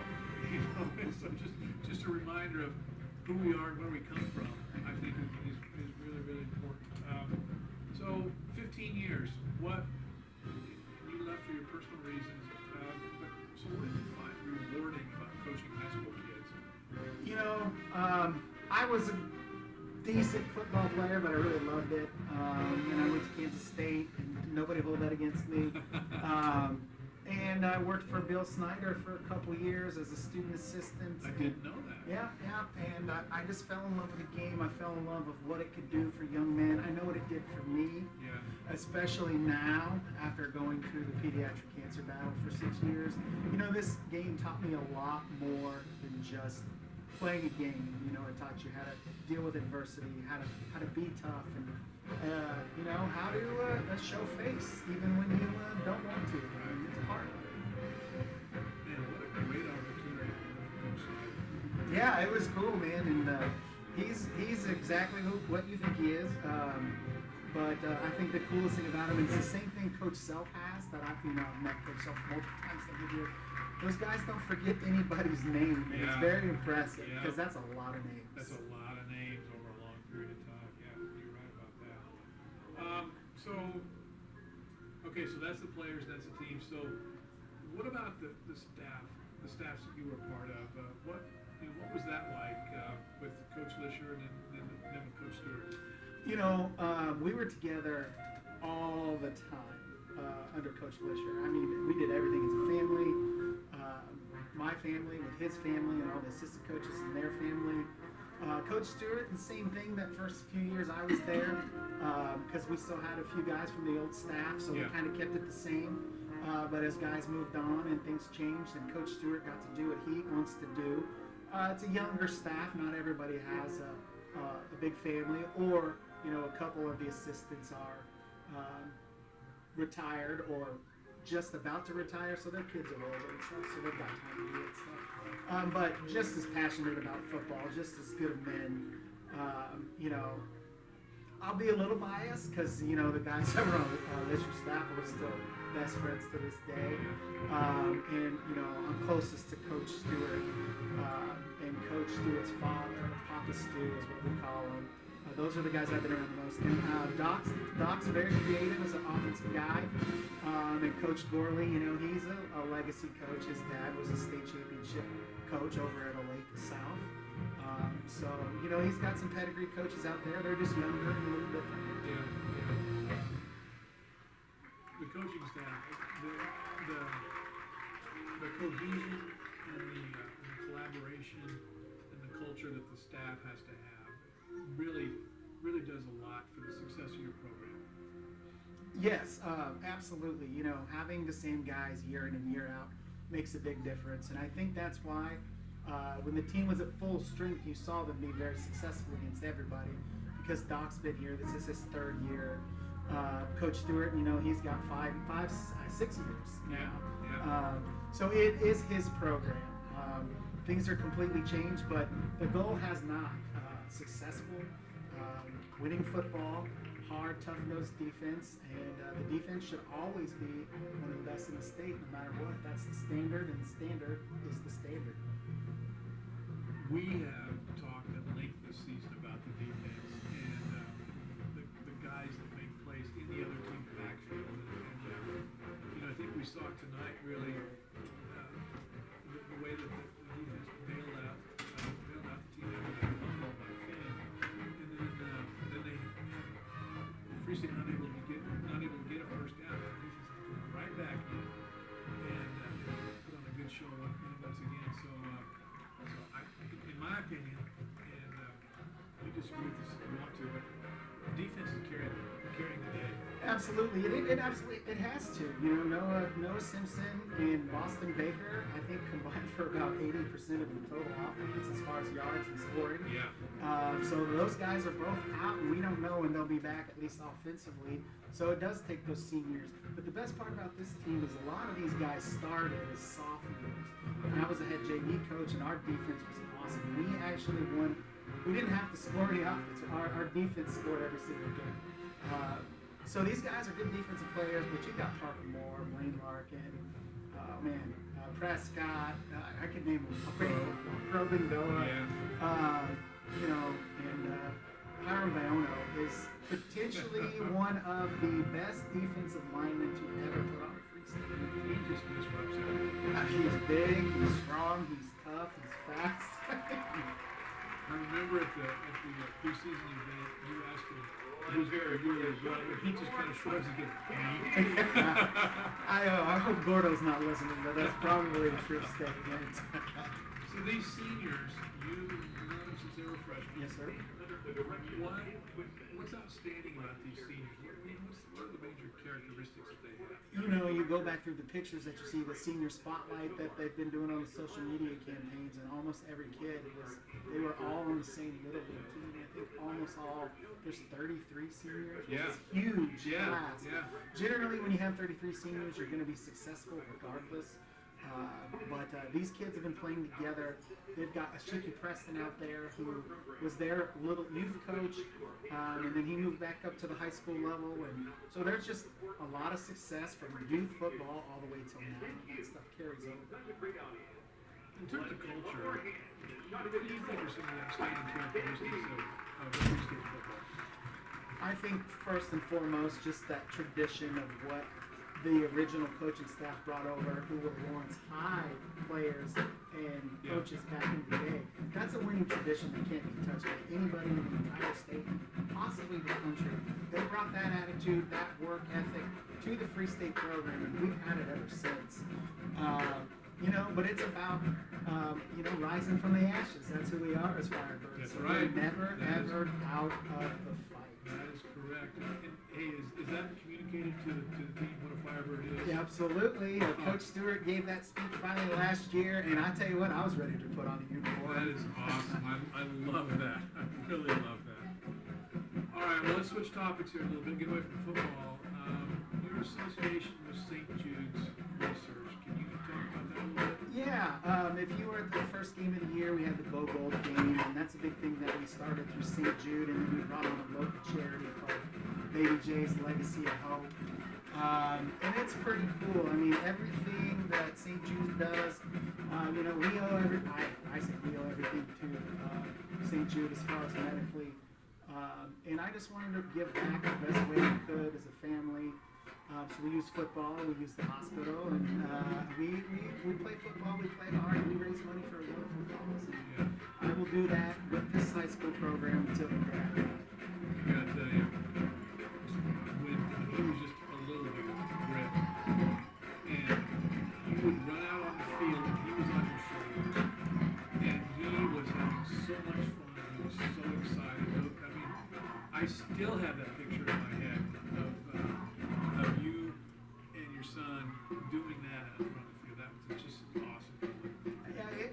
real special. It's even cooler now for a couple of ways.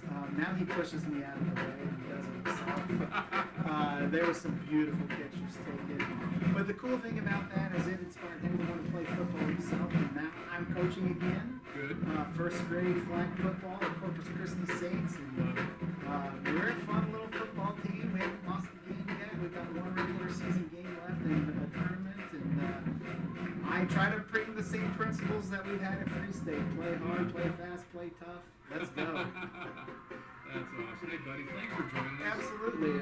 Happy to do it anytime. I appreciate this so much. It was great to talk to you and get your perspective on so many things tonight. Thank you very much. Anytime. I'm always here for you. That is Nolan Henderson, folks. And I'll tell you what, as he was still teaching at Free State and I was still at Free State, it was a good part of my day just to see him in the hallway. So we are winding down halftime here. Free State's up 14-7. The teams are making their way back on the field. We're going to do a little warming up and stretching, and then we'll be back for the second half kickoff.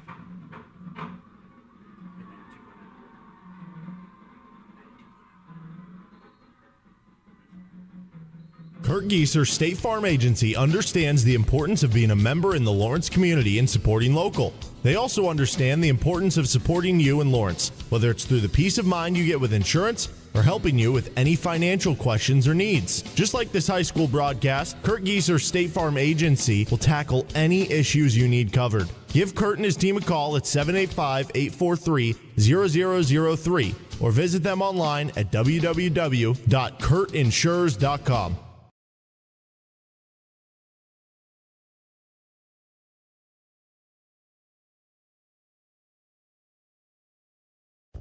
Get your home back to pristine condition with Rainbow Restoration of Northeast Kansas.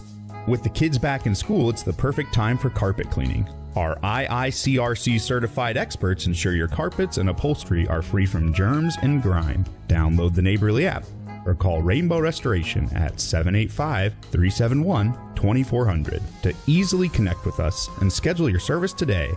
Rainbow Restoration of Northeast Kansas, because it's not done until it's done right. 92.9 The Boat. Welcome back into Shawnee Mission School District Football Stadium right here on 92.9 The Bull as the Lawrence Free State Firebirds are taking on the Bison of Shawnee Mission North. The Firebirds are up 14-7 right now as there's just under 2 minutes to go until we start off this second half of action. And Craig, I'm right beside my my broadcast partner, Craig Hershiser. And Craig, what were some things that kind of stuck out to you in that first half?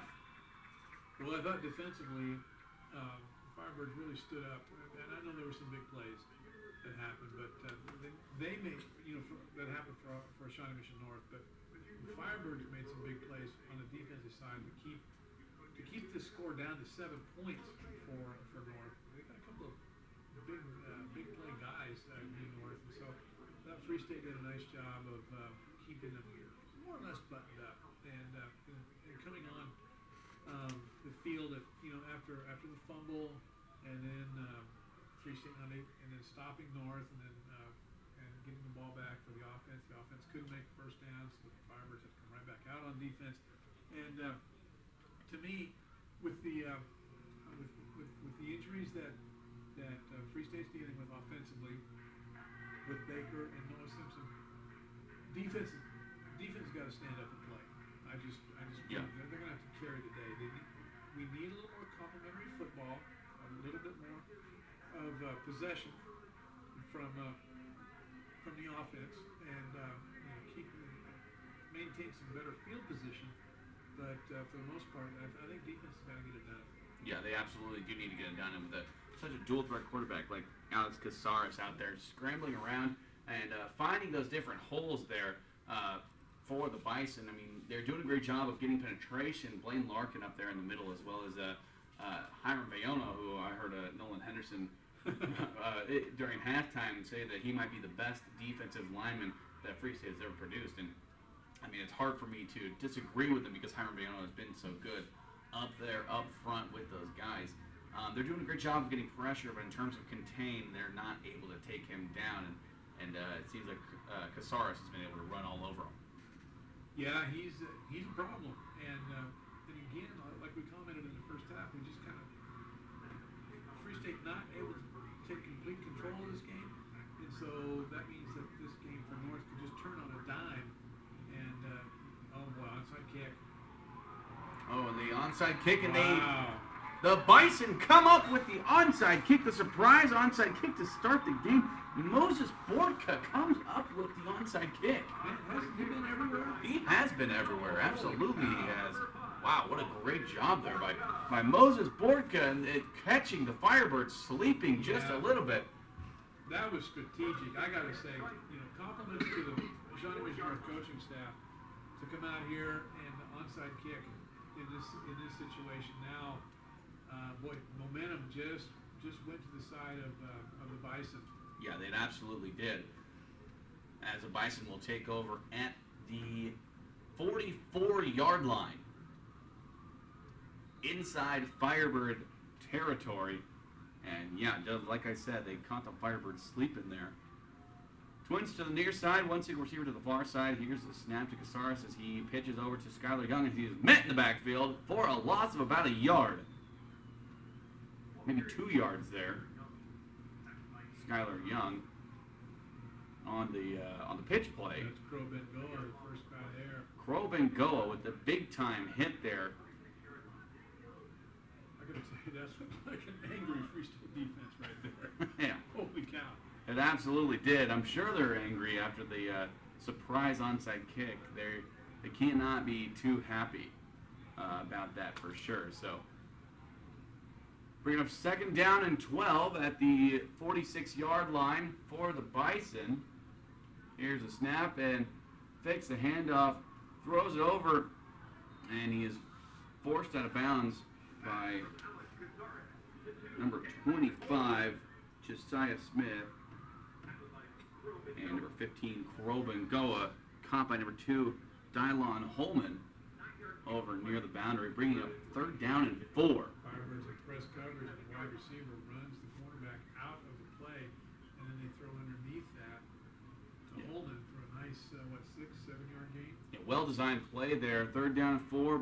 Up the middle, and he is hit hard by Crow Bengoa. And he is going to be close to the 1st down. A big-time collision right there in the middle of the field, and it looks like it's right on the line to gain.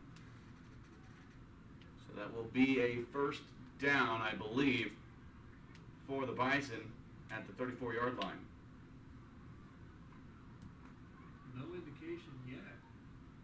Are they going to measure it? Oh, he just moved the ball backwards. So now he's short. The linesman did, so he will be short. So that will bring up 4th down, I believe. Oh no, there's a penalty on the play by the Bison. I must have missed that. I didn't see any longer out on the field. I did too. Boy, that's a major penalty. The 15-yarder, so personal foul there by the Bison. That's bringing up 3rd down and way long. 3rd down and 15 for the Bison. Or I guess it'll be 4th down and 15. So I'm assuming that the penalty came after the play. So this brings up 4th down and 15, and it does not look like they have their punt unit in. So they could be going for this. It's at the 49-yard line, as the referee is talking to the head coach over there at Shawnee Mission North.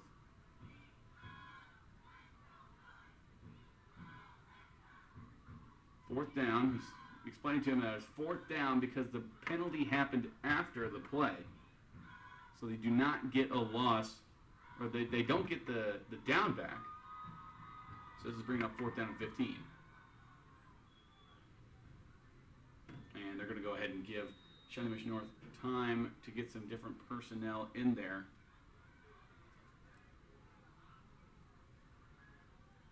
As it looks like Alex Casares is going to be lined up in the backfield. No, I guess it will be Jeremiah Looney in the backfield for the pooch punt.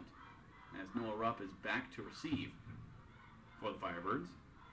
Here's a snap. The punt is off the foot into Noah Rupp's hands. Caught at about the 19-yard line as he's trying to find room. He's at the 25, the 30, the 35, the 40-yard line. He's finally taken down at the 40-yard line. Nice return. Pushed out of bounds. It looks like they'll spot him at the 40-yard line. Great return there by Noah Rupp. So, 38-yard line. I never saw a signal from the referee. Did you? What that penalty was? I didn't see any laundry out on the field. I didn't see a call by the referees. I didn't see anything. Maybe I was looking in the wrong spot. I have no idea. As the Firebirds take over the 38. Well, we assume it was some kind of a personal foul then? Yeah, I would assume so. Personal foul after the play because they didn't give them the down back. First and 10 from the 38 in their own territory. Firebirds lead 14-7. 10:26 left to go in this third quarter. Trips to the near side. Here's the snap. A throw over to Braden Blanchard, and it is dropped. The ball is dropped, and it is kicked out of bounds by Shawnee Mission North. I believe that was an incomplete pass.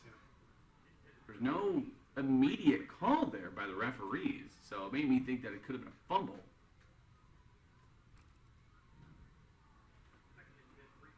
But I mean, if I were calling it, I would call it an incomplete pass for sure. Trips to the near side, one single receiver to the far side, the short side, pistol formation, bringing the running back up. As Finn Moore's in the backfield. Here's the snap and the handoff to Nez Lattimore Douglas for the gain of no yards, maybe a loss of about one. And Craig, this is something we talked about kind of in the pregame, but not so much kind of during the game. But the loss of Boston Baker with that wrist injury, as well as Noah Simpson with his injury, I mean, it's certainly showing here because you feel. I mean, Finn Moore has done an outstanding job at quarterback, but some of the passes might have fallen a little bit short, and you'd like to think that Noah Simpson could get some gain on the ground if he was in there as well. Here's the snap, and Finn Moore steps up to the pocket, throws it downfield, and it is picked off! Picked off by Moses Borka. He's still going, and the ball is loose, the ball is out! At the 23-yard line, and I'm not sure who picked it up, but Finn Moore threw the interception, and Moses Borka ran it all the way back from about the 35-yard line back to the 24-yard line, and it looks like the Bison got the fumble as well. And Moses Borka, again, we're calling this guy's name. Yeah. He has been all over the field on defense. He continues to be everywhere on defense, and taking advantage of that diagonal pass across the field, which most coaches would advise against. Right. And it's in the air for a long time. Borka makes a break on the ball, interception, and a nice return too. So once again, the defense is back out on the field, just very shortly after stopping Shawnee Mission North a few minutes ago, and they're going to have to stand up and make themselves known once again. Yeah, no, it's something we were just talking about. I mean, Finn Moore is in there, and Finn Moore has done an outstanding job, but just falls short a little bit there. The pass intended for Landon Leipold, I believe is what it was. It looks like there's a flag down on the field as well. Yeah, the official signaled personal foul against Free State. So, oh, wow. So the interception, the long return, and now the personal foul yardage marked off. Yeah, and that's the last thing you need if you're Free State here, because they're now well into the red zone. It's going to be half the distance to the goal, I believe.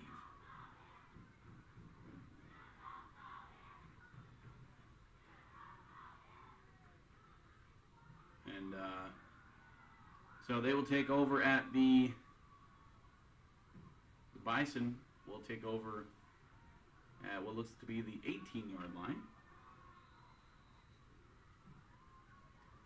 Trips to the far side, one single receiver to the near side. Here's the snap to Casares as a design run, and he is taken down. Parker Moore, the Wyoming commit, takes him down in the backfield.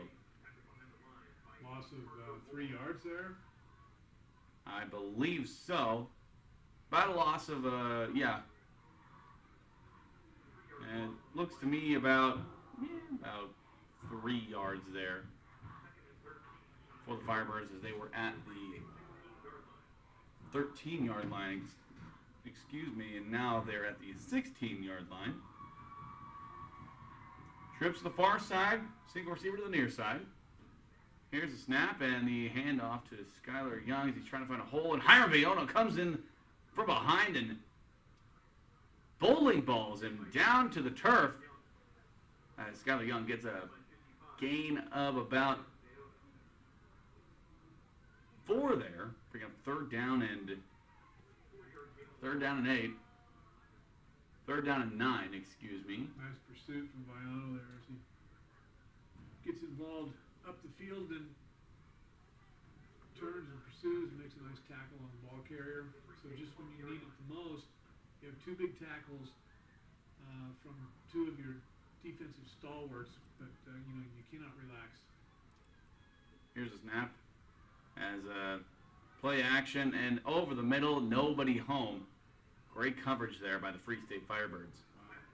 That's been Goa putting pressure on the quarterback, maybe making him pass a little bit earlier than he wanted to, but pretty crowded right down there where the pass was delivered. Yeah, absolutely it was. A lot of big-time players in that secondary for the Firebirds, including Ethan Prescott. He was around there. So it's Preston White. Noah Rupp is back there as well. Looks like they're going into some kind of man coverage, press coverage on the outside, and whistles are going, and it looks like a timeout taken by Lawrence Free State. We'll go ahead and take it with them. Just a 30-second one here. 7:59 left to go in the third quarter. Firebirds up 14-7. We'll be back with more Free State Firebird football right here on 92.9 The Bull.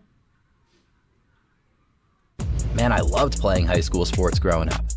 And it's fun being a fan now, don't get me wrong, but sitting in the stands feels like I'm missing out on all the action, you know?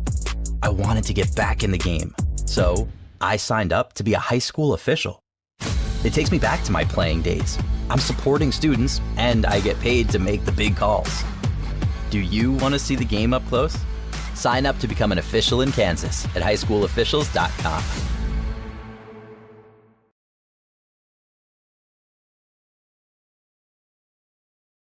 .9 The Bull. Welcome back into Lawrence Free State Firebird football right here on 92.9 The Bull. Daniel Corright alongside Craig Hershiser. As the Bison take over at the 12-yard line, snap to Casares as he's rolling out, looking 4th down, and he in the end zone for a touchdown. Shawnee Mission North, Chris Moreno for the 12-yard touchdown. Found him in the middle of the end zone, I should say. That was a great job there by Alex Casares. Scrambling, wanting to run, keeping patient, keeping his composure, and finding his man in the end zone. So Free State makes 3 really nice defensive plays now. 4th and long. Casares buys enough time to find an open receiver. That's why you cannot relax. You can't take a down off. Absolutely. Snap, hold, kick is up, and it is good through the uprights. So that ties us up at 14 with 7:51 left to go in the third quarter of action here at Shawnee Mission North High School. We'll be back with more action after this with Free State Firebird football right here on 92.9 The Bull. Enjoy all the excitement of football season at the 23rd Street Brewery. From the Jayhawks and college football to the NFL and even live-streamed Lawrence High and Free State football games, you can watch it all at the 23rd Street Brewery. Enjoy the games with your favorite menu item like the Bill Self Mac and Cheese, Naked Nachos, or the Haney Turkey Stack. And wash it all down with your favorite beer like a Wave the Wheat or Crimson Fog. 23rd Street Brewery on the corner of Clinton Parkway and Cassold in Lawrence.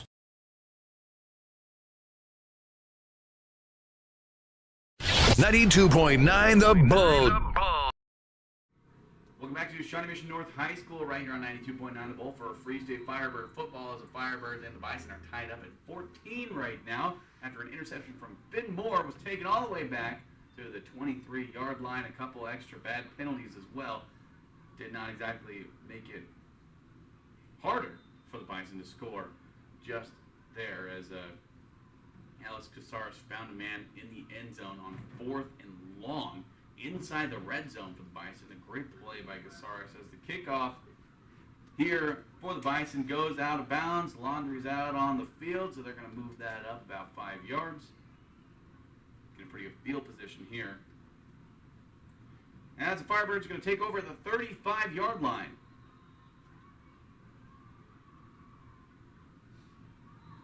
And we'll see if the Firebirds can get something going here. Get back into the driver's seat as there's 7:51 left to go in the third quarter of action. Twins over to the right side. One single receiver to the near side. Tight end in the backfield, more of an H-back position. Sends him in motion. That's Braden Blanchard.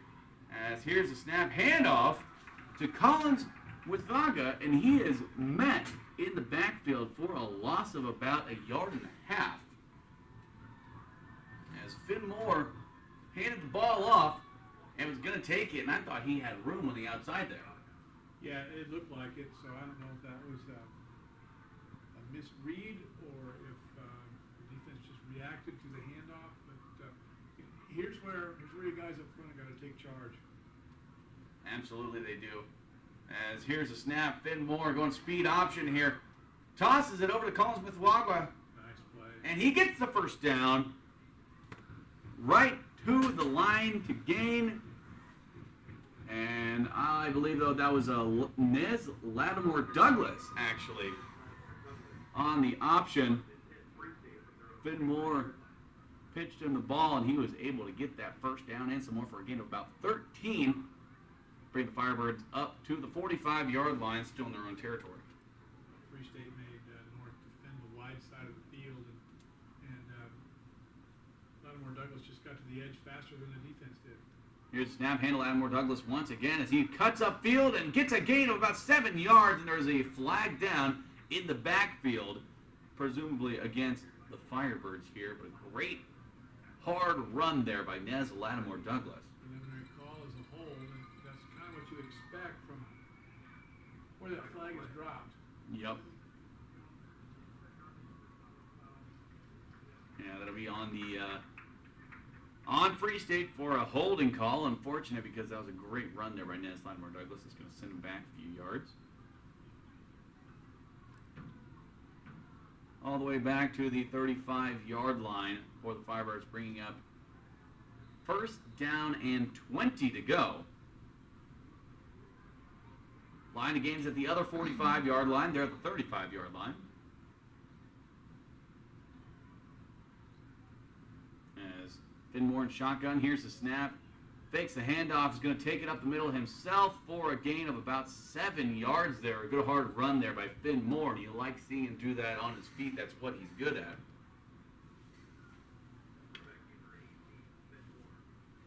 It's a great atmosphere here. Shawnee Mission North. Everybody's wearing a pink. It's like a pink out. Great atmosphere, great night. Great night. Beautiful night for football. As there's 6:04 left to go in the third quarter of action. 14-14. Bringing up second down and 12. So it was a gain of 8 yards by Finn Moore there. Second down and 12.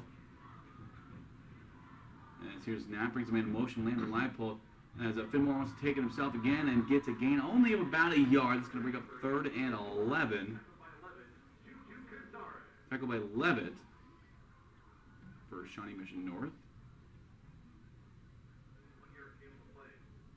As I liked the play call, I liked the motion, sending Landon Leipold in motion over towards him. And then going reverse side, almost kind of a counter, but Shawnee North kind of sniffed that one out. 3rd down and 11.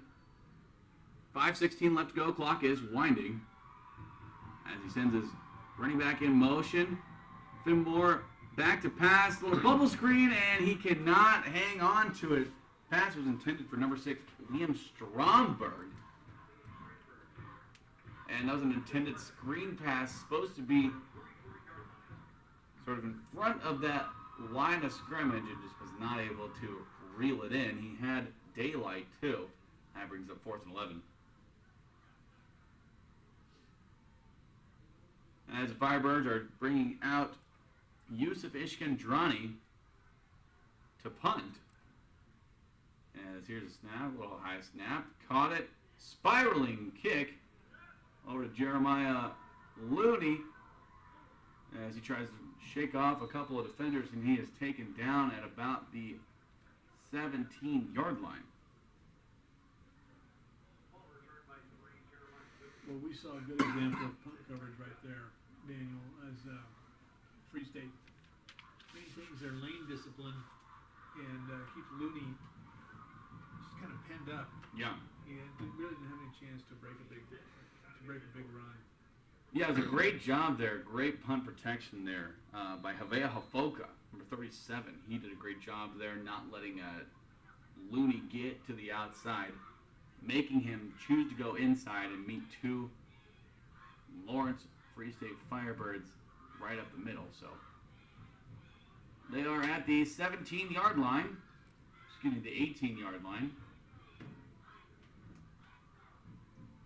As Twins on both sides of the field. Here's the snap to Casares as he pulls the handoff, and he's wanting to take it himself, and he is, and a big-time hit by Noah Rupp, the cornerback. A huge, thundering, booming hit by Noah Rupp as he was wrapped up by Parker Moore to begin with.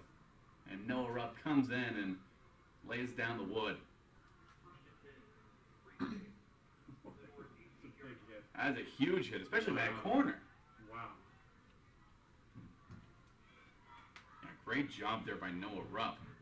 Coming in and making an impact in the run game. You don't see that from a corner very often. You like to see that as well, especially when you have a dual threat quarterback like Alex Casares. And, was it a fumble? I guess there was a fumble, and now the Firebirds have taken over. That is big time. That's huge, Craig. I got to say, that was a real casual exchange there. I mean, there wasn't any jumping around or arms waving or anything like that. Yeah, very casual exchange. It's bringing up 1st down and 10 for the Firebirds at the 18-yard line. They're inside the red zone right now against the Bison, and that is a big-time mistake by Alex Casares. Giving up the football inside your own red zone. So that big hit by Rupp forces a fumble. And as you say, Free State takes over inside the red zone, and here's a chance to gain an advantage. And the Firebird offense, to be honest, has sputtered quite a bit here lately. So this lines up very favorably for them. Yeah. It absolutely does. 4:51 left to go in the 3rd quarter as the Firebirds are taking over inside the Bison red zone after a fumble, after a huge hit by Noah Rupp. It looks like they're going huddle. A little bit of tempo here. Loaded backfield as there's a little bit of a crazy, disastrous play there by the Firebirds. I don't know how else to put it. The snap went to the Wildcat Parker Moore, and Braylon Preston just ran right into him. Well, they went with a run-heavy formation, and then the collision in the backfield winds up with a 2-yard loss. And there's going to be a false start on the Firebirds once again, and they are just, wow. You cannot do this if you're the Firebirds taking over in this great field position You have a disastrous play going Wildcat here with a stacked backfield and two men running into each other in the backfield, and now you get a false start, so this is bringing up second down at about 17. Now they're out of the red zone. As direct snap right to Parker Morse, he gets a gain of about 5 yards there. He gets up to the 20-yard line. That's going to bring up third down and 12. Third down and 12 for the Firebirds, and I don't know exactly what they're doing. I mean, they're doing this whole new offensive set that we haven't seen before, Craig. Yeah, I don't. We haven't seen it, so we don't really know what the heck's going on. Parker Moore hands off to Braylon Preston. Braylon Preston is going to go in for 6. That's what they're doing. They're scoring a touchdown. Braylon Preston, number 9. And we spoke too soon, Craig, I guess, because, hey, I'll never question Coach Kevin Stewart. He knows what he's talking about in terms of, scheme and different kind of sets. I think that's what they were going for in that first one, but Braylon Preston just ran directly into Parker Moore. But they were going a sort of a heavy, almost like a flex bone jumbo package. They had linemen in the backfield. Very interesting formation, and boy did it work because Braylon Preston went in for the touchdown. Well, that touchdown run was not foreshadowed by the previous two plays because because two players run into each other, and then there's the penalty, and Ishkenron's kick is good. 21-14, Firebirds are leading. 3:33 left to go in the third quarter of action. And go ahead and finish that thought, Craig. Well, I was just kind of leading up to the Firebirds overcame their own adversity. And so they put themselves in a bad spot, and then overcame it. Obviously, it's what they worked on. It just had such a different look and a different feel to it as two players approach the line of scrimmage ahead of everybody else, and then they get into that run-heavy formation, which we have not seen all night or all season really. And Coach Stewart is mixing it up a little bit and showing Norris something tonight that they had not seen before. I don't think there's any way that Norris could have seen it on film. There's no way. I mean, I've watched a lot of Free State football this year. I haven't seen that once. I don't know if I've ever seen that formation in my life. It looked to me like there was like two linemen in the backfield, so kind of a jumbo stacked backfield kind of set that they were going here as Ishkenroni is set to kick off, and it is a deep spiraling ball into the back of the end zone for a touchback, so the Bison will take over at the 20-yard line. Well, it takes a little confidence in yourself and in your team. I'm talking about Coach Stewart now, to continue with that formation because the previous two plays did not. They went poorly. Right. And so, but to stick with it, I think it shows you a lot about the guy that's got the head coaching title. Absolutely, it does. And Kevin Stewart has trust in these guys and faith in these guys to take something new and make it happen as the Bison take over at the 20-yard line.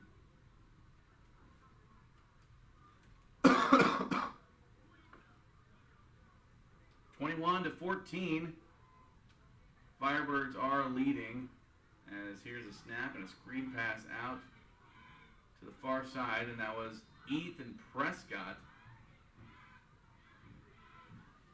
meeting him hard over there near the boundary for a gain of about 4 yards. That was number 15, Evan Peters, with the reception for the Bison.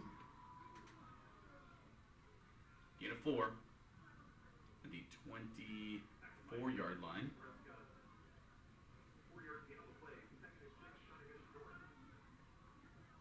It's a little press man coverage as they're going to be dropping back. Here's the snap, another screen pass out over to the long side of the field for a gain of about 2 yards there. Getting up to the 6-yard line for the Bison, bringing up 3rd down and 4.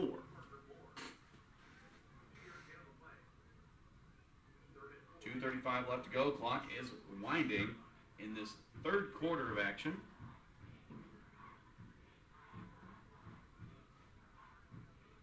As there's trips over to the near side, the long side, one single receiver to the far side, the short side. As low snap, a lot of pressure on Casares, and he is taken down in the backfield for a big-time loss. Krobingoa and Hiram Vayono were back there for the big-time loss. Well, that snap just rolled back to Casares. Yeah. Putting him in such a dire predicament, and Free State controlling the line of scrimmage on that play, getting several people in on the tackle, led by Bengoa and Vayono. 4th and long? Free State about to take over again. It's going to be 4th and very long as they have Jeremiah Looney back to punt. Noah Rupp back to receive. Here's the punt, and it is a bad punt.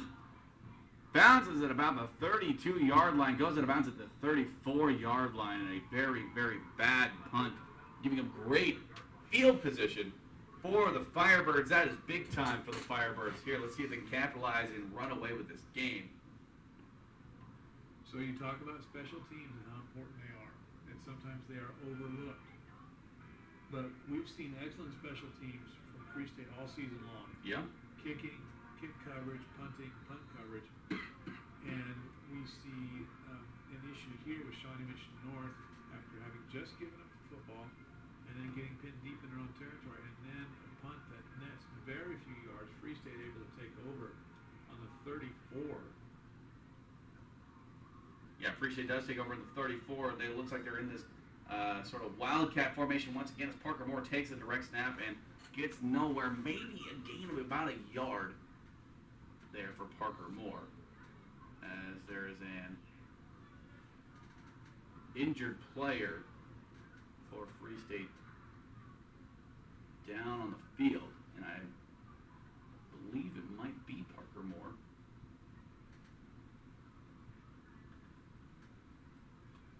As the medical staff is out there on the field right now tending to the injured player,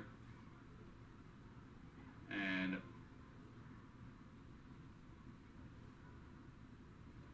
it looks like he's just maybe cramping up, maybe trying to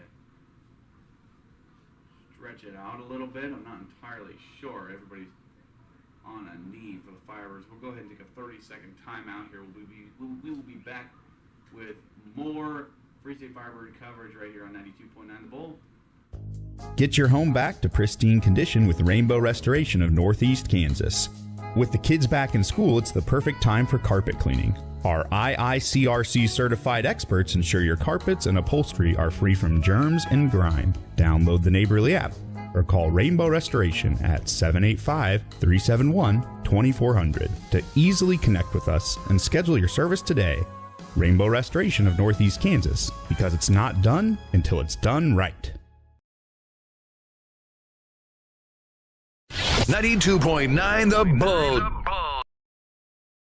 Welcome back to Shawnee Mission North High School right here on 92.9 The Bull, as Parker Moore was the injured Firebird out there, as Parker Moore was playing sort of a wildcat formation quarterback.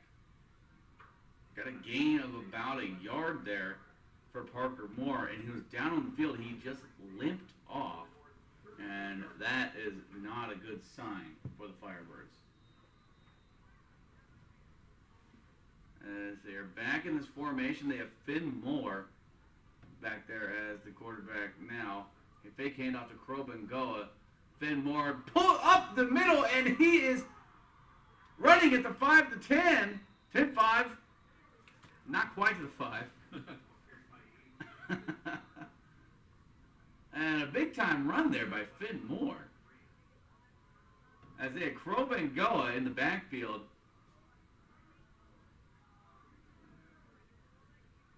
And they were at the 20-yard line. That was a big-time gain there. That ball is going to be spotted at about the 8-yard line for for the Firebirds. Back into this strange formation here. Looks like they have like a fullback, a running back, a H-back, and an attached tight end, as well as a wide receiver in very, very tight. As a snap to Finn Moore, tries to run it forward and gets a gain of nothing. Right there for Finn Moore. Well, it's almost like Coach Stewart wants to make a statement here. Yeah. We're going to run the football, and we're going to grind it out. And our guys up front have got to do the job. And our ball carriers have to make good decisions and find the right gaps. Now, having said that, I just wonder, as the defense draws up and they get more players in the box, if all of a sudden they'll just surprise them with a little pass. Yeah, I mean, they certainly could. That's definitely something to look out for. As the clock is winding down, we are heading into the fourth quarter of action here at Shawnee Mission North High School. We will be back with fourth quarter coverage of Lawrence Free State taking on Shawnee Mission North right here on 92.9 The Bull. Enjoy all the excitement of football season at the 23rd Street Brewery. From the Jayhawks and college football to the NFL and even live-streamed Lawrence High and Free State football games, you can watch it all at the 23rd Street Brewery. Enjoy the games with your favorite menu item like the Bill Self Mac and Cheese, Naked Nachos, or the Haney Turkey Stack. And wash it all down with your favorite beer like a Wave the Wheat or Crimson Fog. 23rd Street Brewery on the corner of Clinton Parkway and Castled in Lawrence. Kurt Gieser State Farm Agency understands the importance of being a member in the Lawrence community and supporting local. They also understand the importance of supporting you in Lawrence, whether it's through the peace of mind you get with insurance or helping you with any financial questions or needs. Just like this high school broadcast, Kurt Gieser State Farm Agency will tackle any issues you need covered. Give Kurt and his team a call at 785-843-0003 or visit them online at www.kurtinsures.com.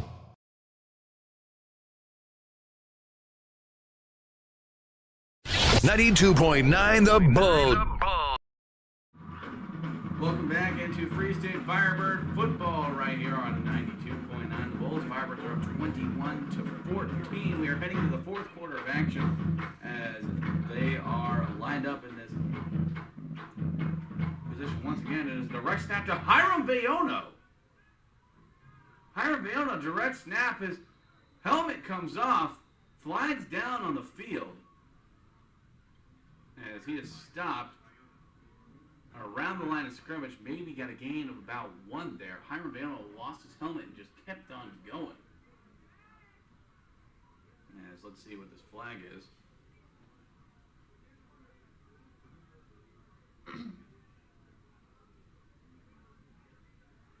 Well, with the helmet coming off, you gotta wonder if it's some kind of a face mask. Yep.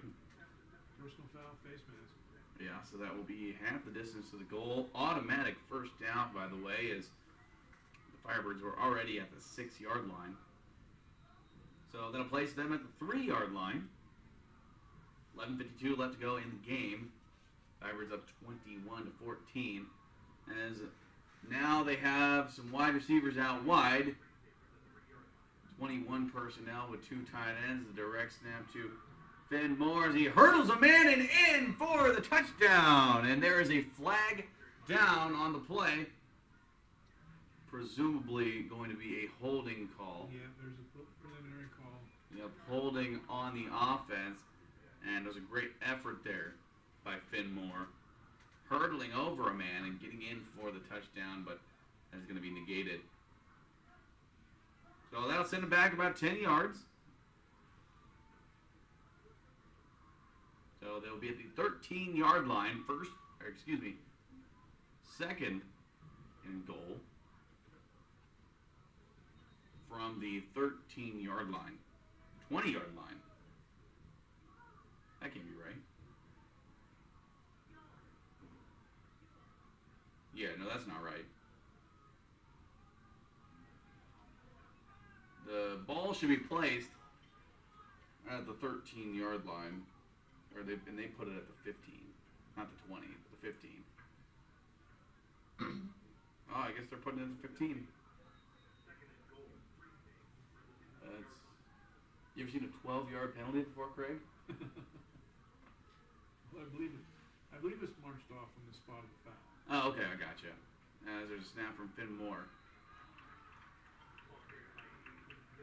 Tries to take it up the middle, nowhere to go. Now they're at the 13-yard line.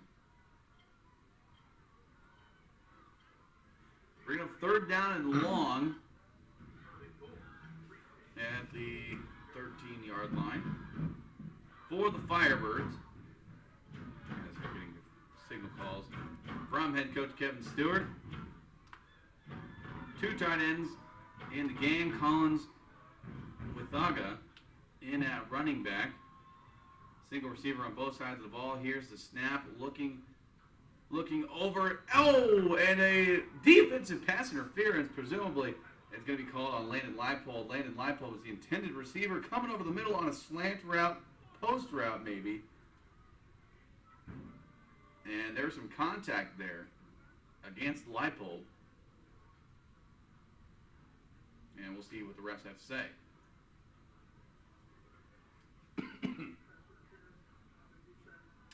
Pass interference on the defense.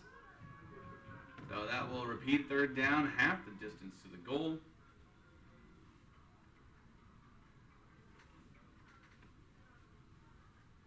So then we'll put them at around the 6.5-ish yard line. Well, this has been a penalty festival. It certainly has. This last possession here of Free State's. Yeah, absolutely. Third down here. Big set once again. Hiram Bayona in the backfield. As Fenmore tries to run it and he gets nowhere. Maybe gets a gain of about 3 yards there. As they're inside the 5-yard line, and it looks like they're going to be wheeling out the field goal unit. As Yusuf Ishkandrani is going to be coming out to attempt the field goal.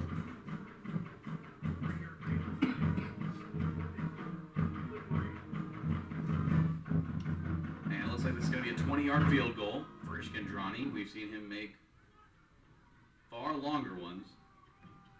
On the left hash.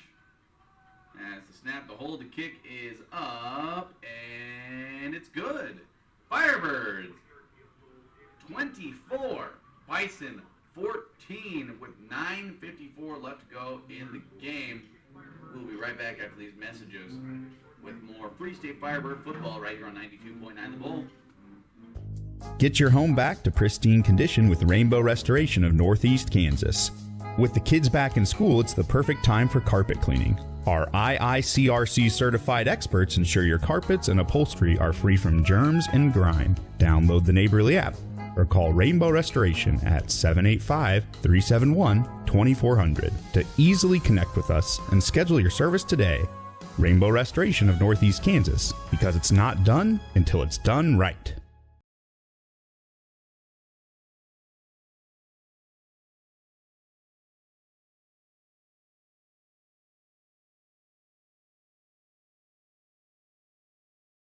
.9 The Bull. Welcome back into Free State Firebird football right here on 92.9 The Bull, as the Firebirds just kicked a 20-yard field goal by Yusuf Ishkandrani to get up by 10 points. Firebirds are up 24-14. And unfortunate because there's a touchdown called back there by Finn Moore. Great, tough run there by Finn Moore, but it was unfortunate called back with a penalty as Ishkandrani's kick is off and away through the back of the end zone.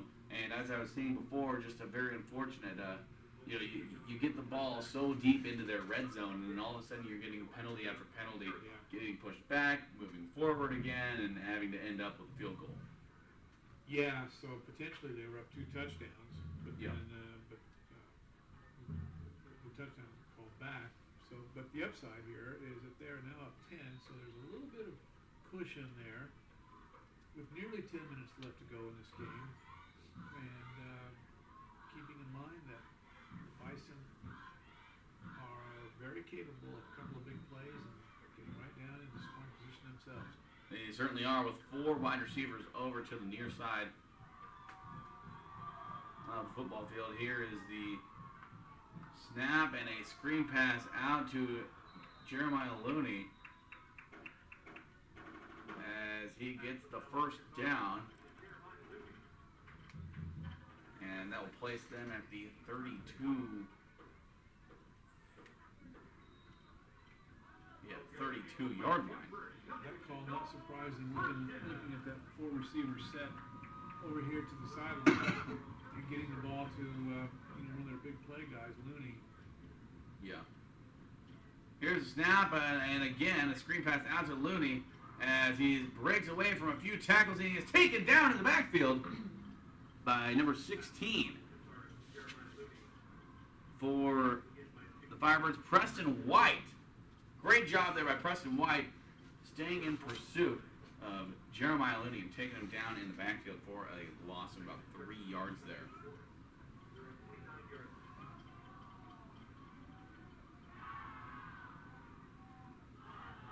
Three quarterbacks to the far side, one to the near side. Here's the snap to Casares as he fakes the handoff and decides to take it over to the short side of the field. And he is pushed out of bounds at about the 35-yard line.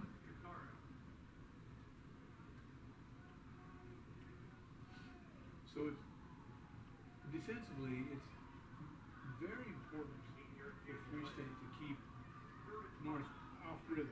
Yes. So holding to no gain, maybe a loss of 2 or 3, force them into second and long, which they just converted.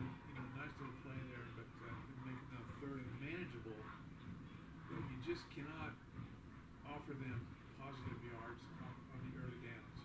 And here's the snap. Casares looking, wanting to throw, going backwards, turning around, stepping forward into the pocket, juking a man out, and he is spun around for the first down. There's laundry out there on the field.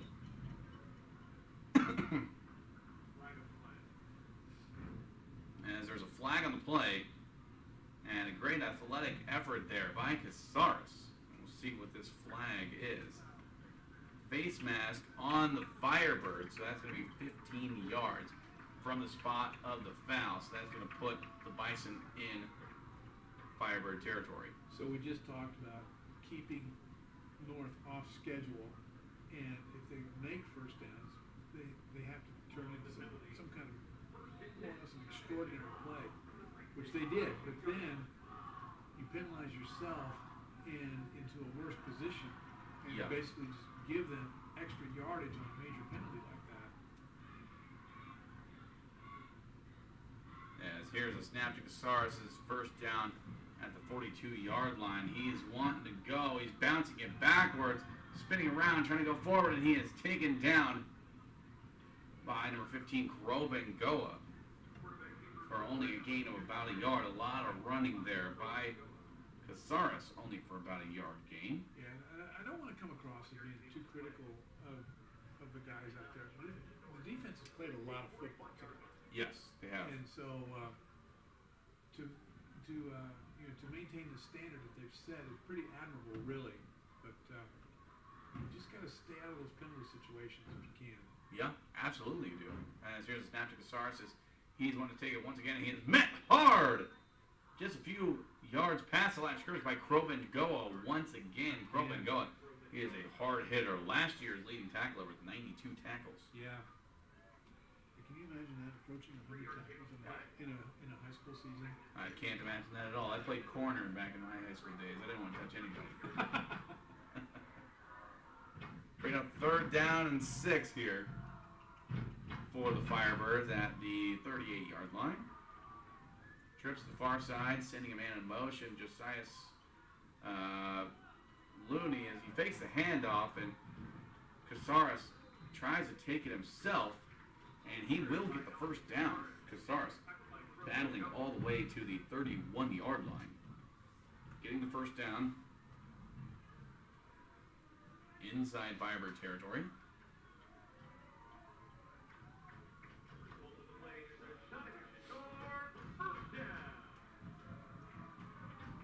As they are trying to find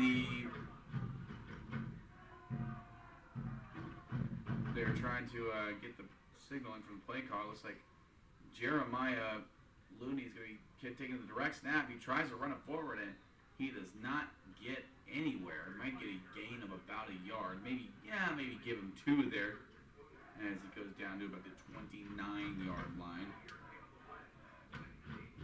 for the Bison. 2nd down and 8 here with the Bison. 5:56 left to go in this 4th quarter of action. Firebirds lead 24-14 as Casares is back behind the center. Shotgun formation, trips to the far side, single receiver to the near side. As here's the snap, fakes the handoff, throws it over to Chris Moreno, and it is incomplete. The ball was just behind him, kind of on that back shoulder, and Moreno did not have a chance to get it. Well, this Firebird defense is holding up pretty okay right now. Yeah, they really are. I'm just sitting here thinking that Casares has got to be tired. Yeah. After the lengthy scrambles and runs that he's done tonight. Yeah, he'll get a gain of about 3, but he'll run 50 yards to get there. Yeah. As this brings up 3rd down and 8 for the Bison at the 29-yard line. So far, this has worked to Free State's advantage. There's a penalty flag.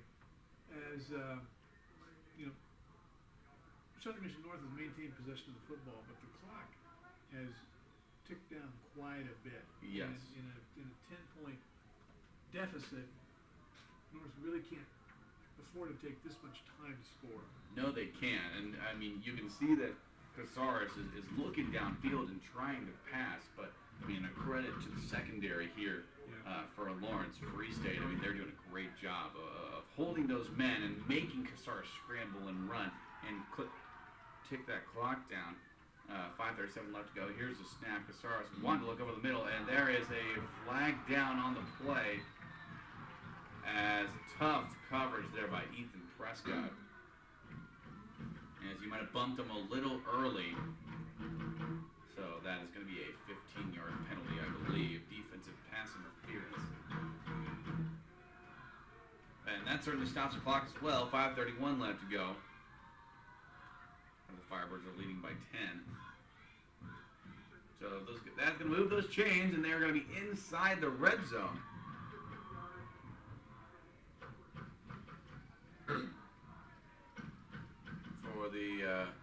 For the Bison, they're going to be at the 14-yard line. The Firebirds' 14-yard line inside the red zone. As there's twin receivers over to the far side, one single receiver to the near side. As now there's some confusion. Oh, it looks like the ball is going to be placed at the 19-yard line. Still inside the red zone for the Bison. Twin receivers to the top. One at the bottom. Here's the snap. Fakes the handoff as he throws over to Moreno. And Moreno catches the ball inside the 5-yard line. He's taken down at about the 3-yard line.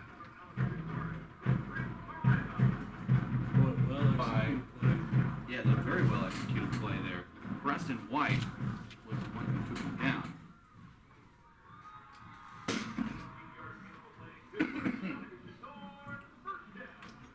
As the Bison take over at the 3-yard line, as a direct snap to Casares, and he is taken down at around the 2, maybe a gain of 1 yard there.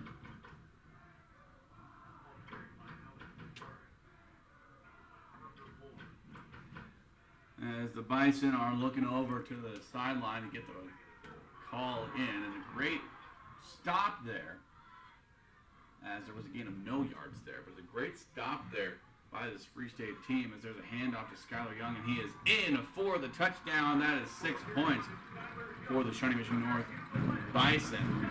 That's going to bring this score 20-24. Firebirds are still in the lead. 4:36 left to go in this game. And here's where things can get tricky, Craig.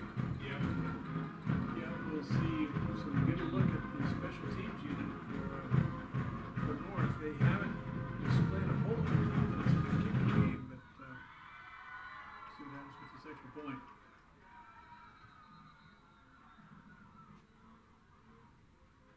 And the Bison have 2 timeouts left.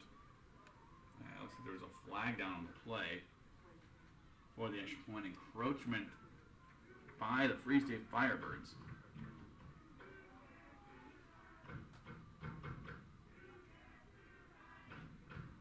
Yep, encroachment by the Firebirds. So they're going to move it up just a touch, and they're going to kick this extra point. As he's lining up the kick, the kicker is number 33 for the Bison, Aiden Brackage, 5'9", 145-pound, also a linebacker. As the snap to hold the kick is up and it's good. That brings the score 24-21. Firebirds still in the lead. 4:36 left to go in this game. We'll be back with more action. Firebird football right here on 92.9 The Bull. Hey Jayhawk fans, Brian Haney here. I think this upcoming season is going to be one of the most memorable years in the history of KU football. And I'm going to be smiling from ear to ear, as bright as ever with those pearly whites. And we're doing all that winning thanks to my friends at the Kansas Center for Sedation Dentistry. Not only with the Zoom whitening process I went through last winter, but the twice-a-year checkups with my personal dentist, Dr. Kelly Dummerth, have my smile looking better than ever. So as we're winning games left and right and smiling extra bright, I'm thankful for my friends at the Kansas Center for Sedation Dentistry in Lawrence. 92.9 The Bull. Mission North High School right here on 92.9 The Bull for Firebird football, as the Free State Firebirds are up 24-21. The Bison just punched in a big-time touchdown by Skylar Young, as the Bison will be kicking off through the Firebirds right into the hands of Lattimore Douglas. He is at the 25, the 30, the 35, the 40, and he is taken down around the 41-yard line. A great return there by Lattimore Douglas. Yeah, very nice return, and yet another flag on the field. Oh, wow. Right after the Free State 48. There's a flag on the field, and it looks like it'll be a block in the back from the spot of the foul. So, block in the back by the Firebirds. That'll put them back. Not as good a field position as they probably wanted here, but I mean, from the Firebirds, I'm thinking about running the clock off. I mean, I understand that the Bison do have 2 total timeouts left. So, sort of a heavy set. They have 2 tight ends. As Finn Moore decides to keep the ball. He was not down. He was not down at all. He was not down. And he is still going and still running. He was brought down in the backfield, but he landed on top of the defensive player, and I do not believe he was down. But they blew it dead. The referees blew it dead. I mean, it's the right thing to do there if you're Finn Moore, but the referees should not have blown that dead. He was not down.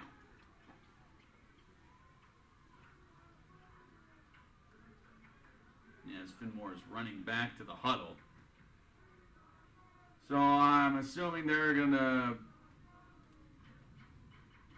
call this a loss of about 2 yards, maybe a yard here by Finn Moore. Should have been a lot more than that. Second down and 11.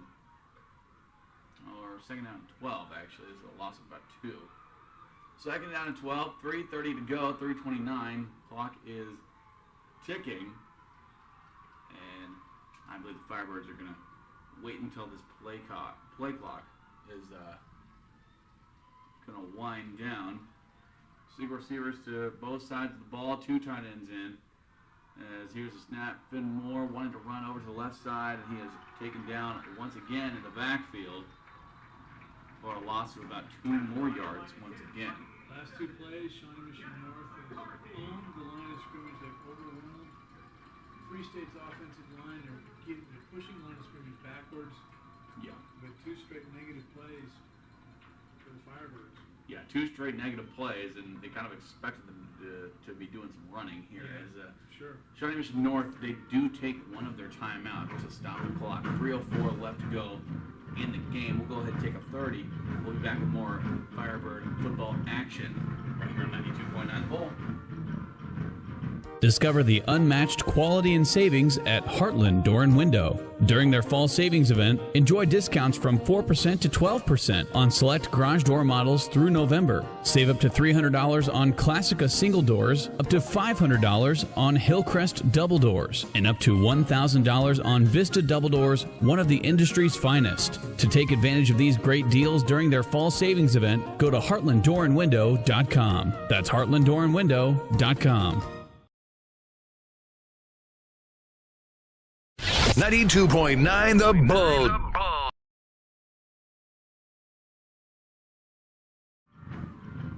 Welcome back into Shawnee Mission North High School right here for Lawrence Free State Firebird football, as the Firebirds are up 24-21, 3:04 left to play in the game with 2 big-time, it looks like they're going to be taking another timeout, but 2 negative plays for the Firebirds, bringing up 3rd down and 14 as the Firebirds have taken another timeout as well. We can go ahead and keep it right here. But Craig, you were telling me off air about how, the Firebirds, they haven't really gotten their passing game figured out. Yeah, it's been spotty. The bubble screens to the wide receivers have been productive. And they hit a longer passing play in the second quarter.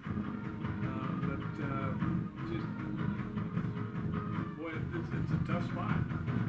3rd and 14, I think it's an obvious passing down, but incompletion stops the clock. Gives Shawnee Mission North, the advantage, but we will let's see what Coach Stewart's dialed up here. As here's the snap, and Braylon Preston caught it in the middle of the field, and he is finding room. He's at the 35 to 30, down at the 27-yard line, and a big-time play there by Braylon Preston. That is just what we needed. Okay, so they basically said, well, we're going to show you. Yeah, I know. They must have heard you down there, Craig. You know what, though? Give Finn Moore a lot of credit for delivering under pressure.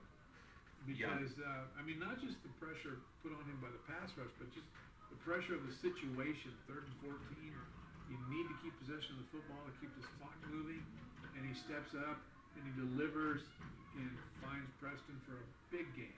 Absolutely he does, as the Firebirds take over. And here's the snap, and Finn Moore finding some room on the outside. There's a flag down on the play, but he does get the first down. As there's an injured Firebird over there on the far side of the field. I'm not sure who that is. There was a flag down on the play. Indication from the referee says holding. Yeah, I would assume it's holding. There is a player down. I cannot see who it is.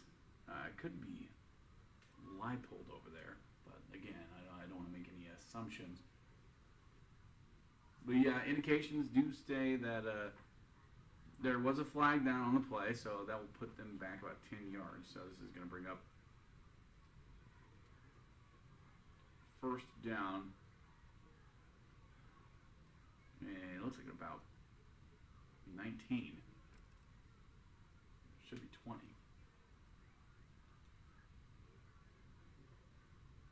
But it's from the spot of the foul. Yeah, we don't yet have a real good indication of who the player is down in the field.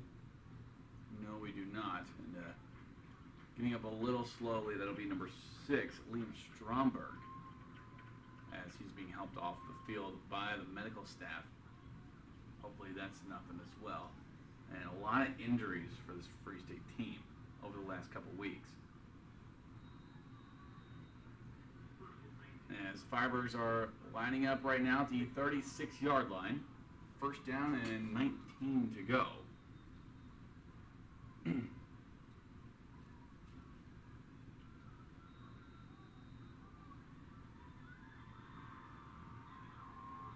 .2:14 left. The clock is ticking for the Firebirds. They want to run as much time off the clock as they can. Finmore takes the snap. He tries to find a lane over on the left side, and he gets a gain of about 4 yards there. Flag, another flag on the play. So that will stop the clock.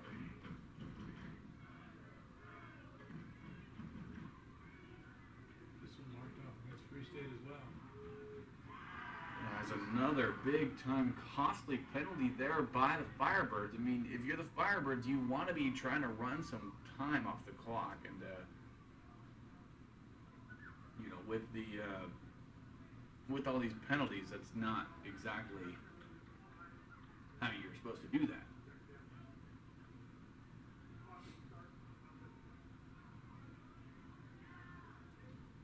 So it looks like Shawnee Mission North declined the penalty. So the coach over there made the decline signal. So they're at the 33-yard line. Second down and 14 to go. 15 to go.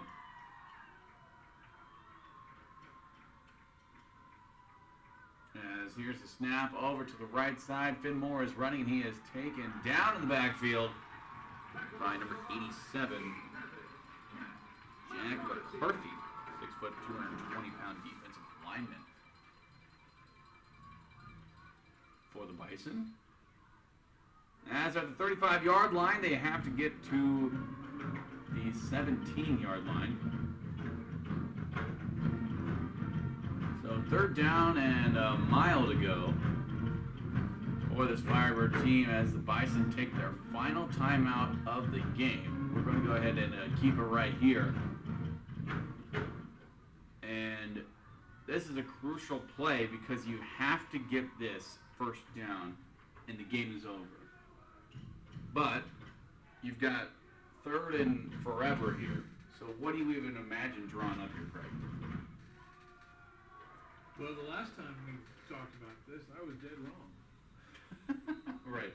So I'm not sure that I want to, make a prediction here, but minute 29. I don't know. I guess Coach Stewart. Okay, if it was me, I'd probably go with the run play, keep the clock running, and try to get some positive yardage out of here. Yeah, that's true. Yeah, I mean, it's hard because, if you keep it on the ground, you do burn more clock. If you try to throw it to the sticks, I mean, you get the option of, you could get the first down, but also that would stop the clock as well. Here's a little reverse over to Braylon Preston, and he has all day to run as he is at the 25, the 20, the 15, down at the 15-yard line, and he gets the first down. What a play call.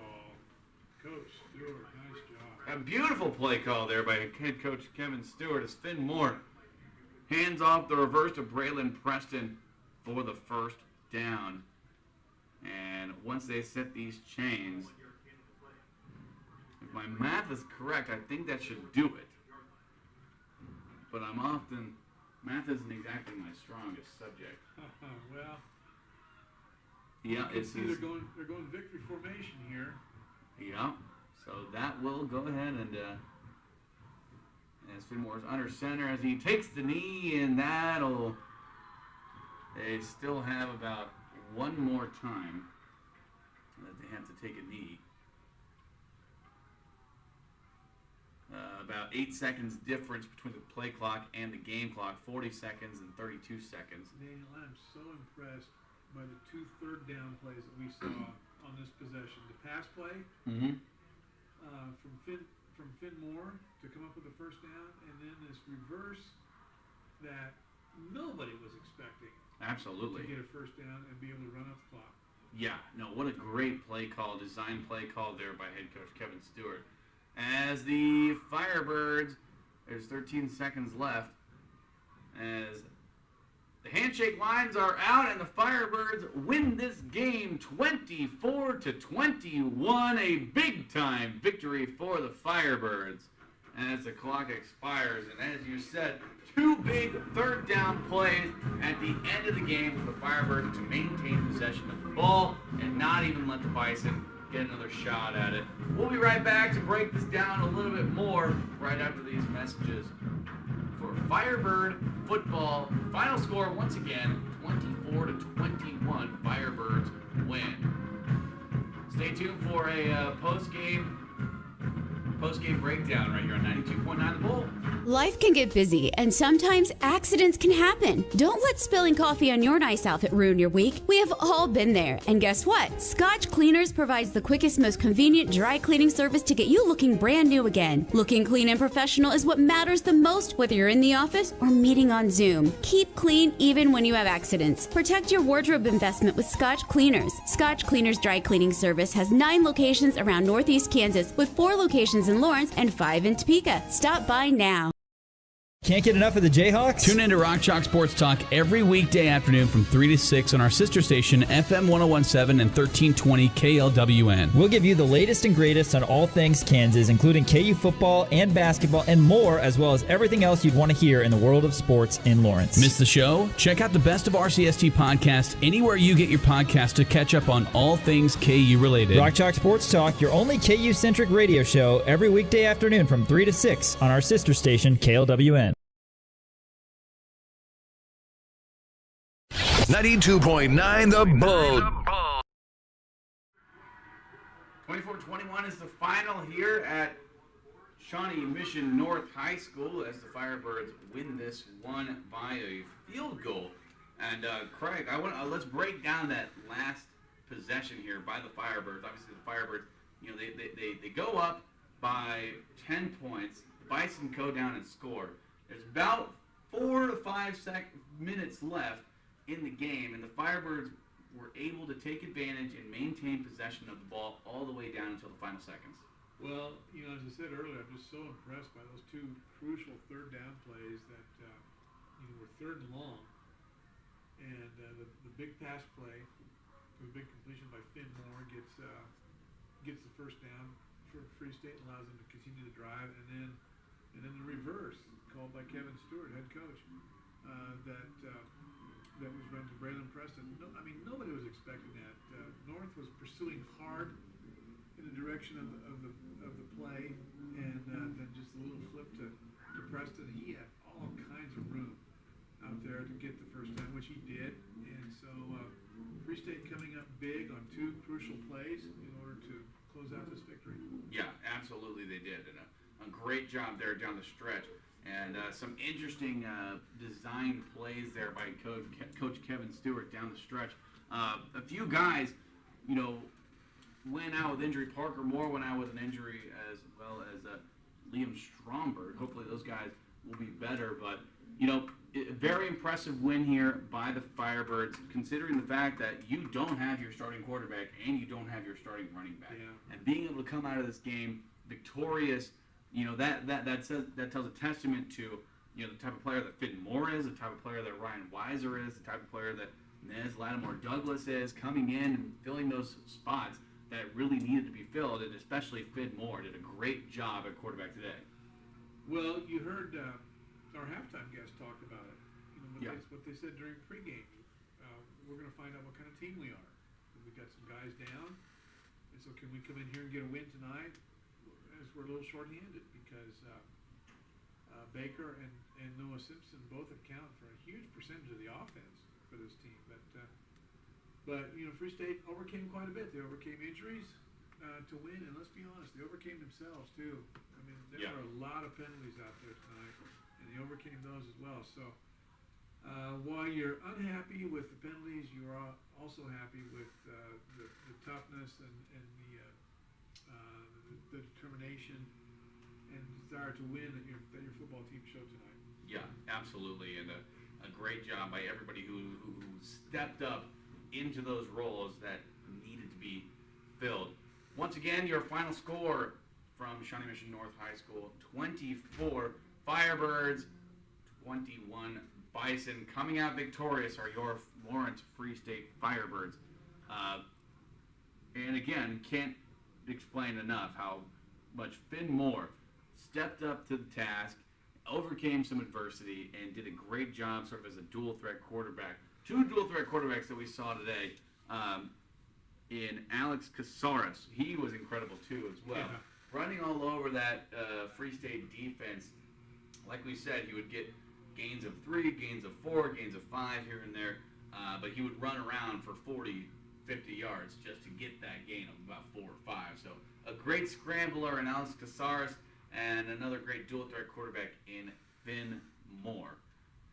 Once again, your final score, Firebirds 24, Bison 23. Lawrence Free State Firebirds come out of this one victorious.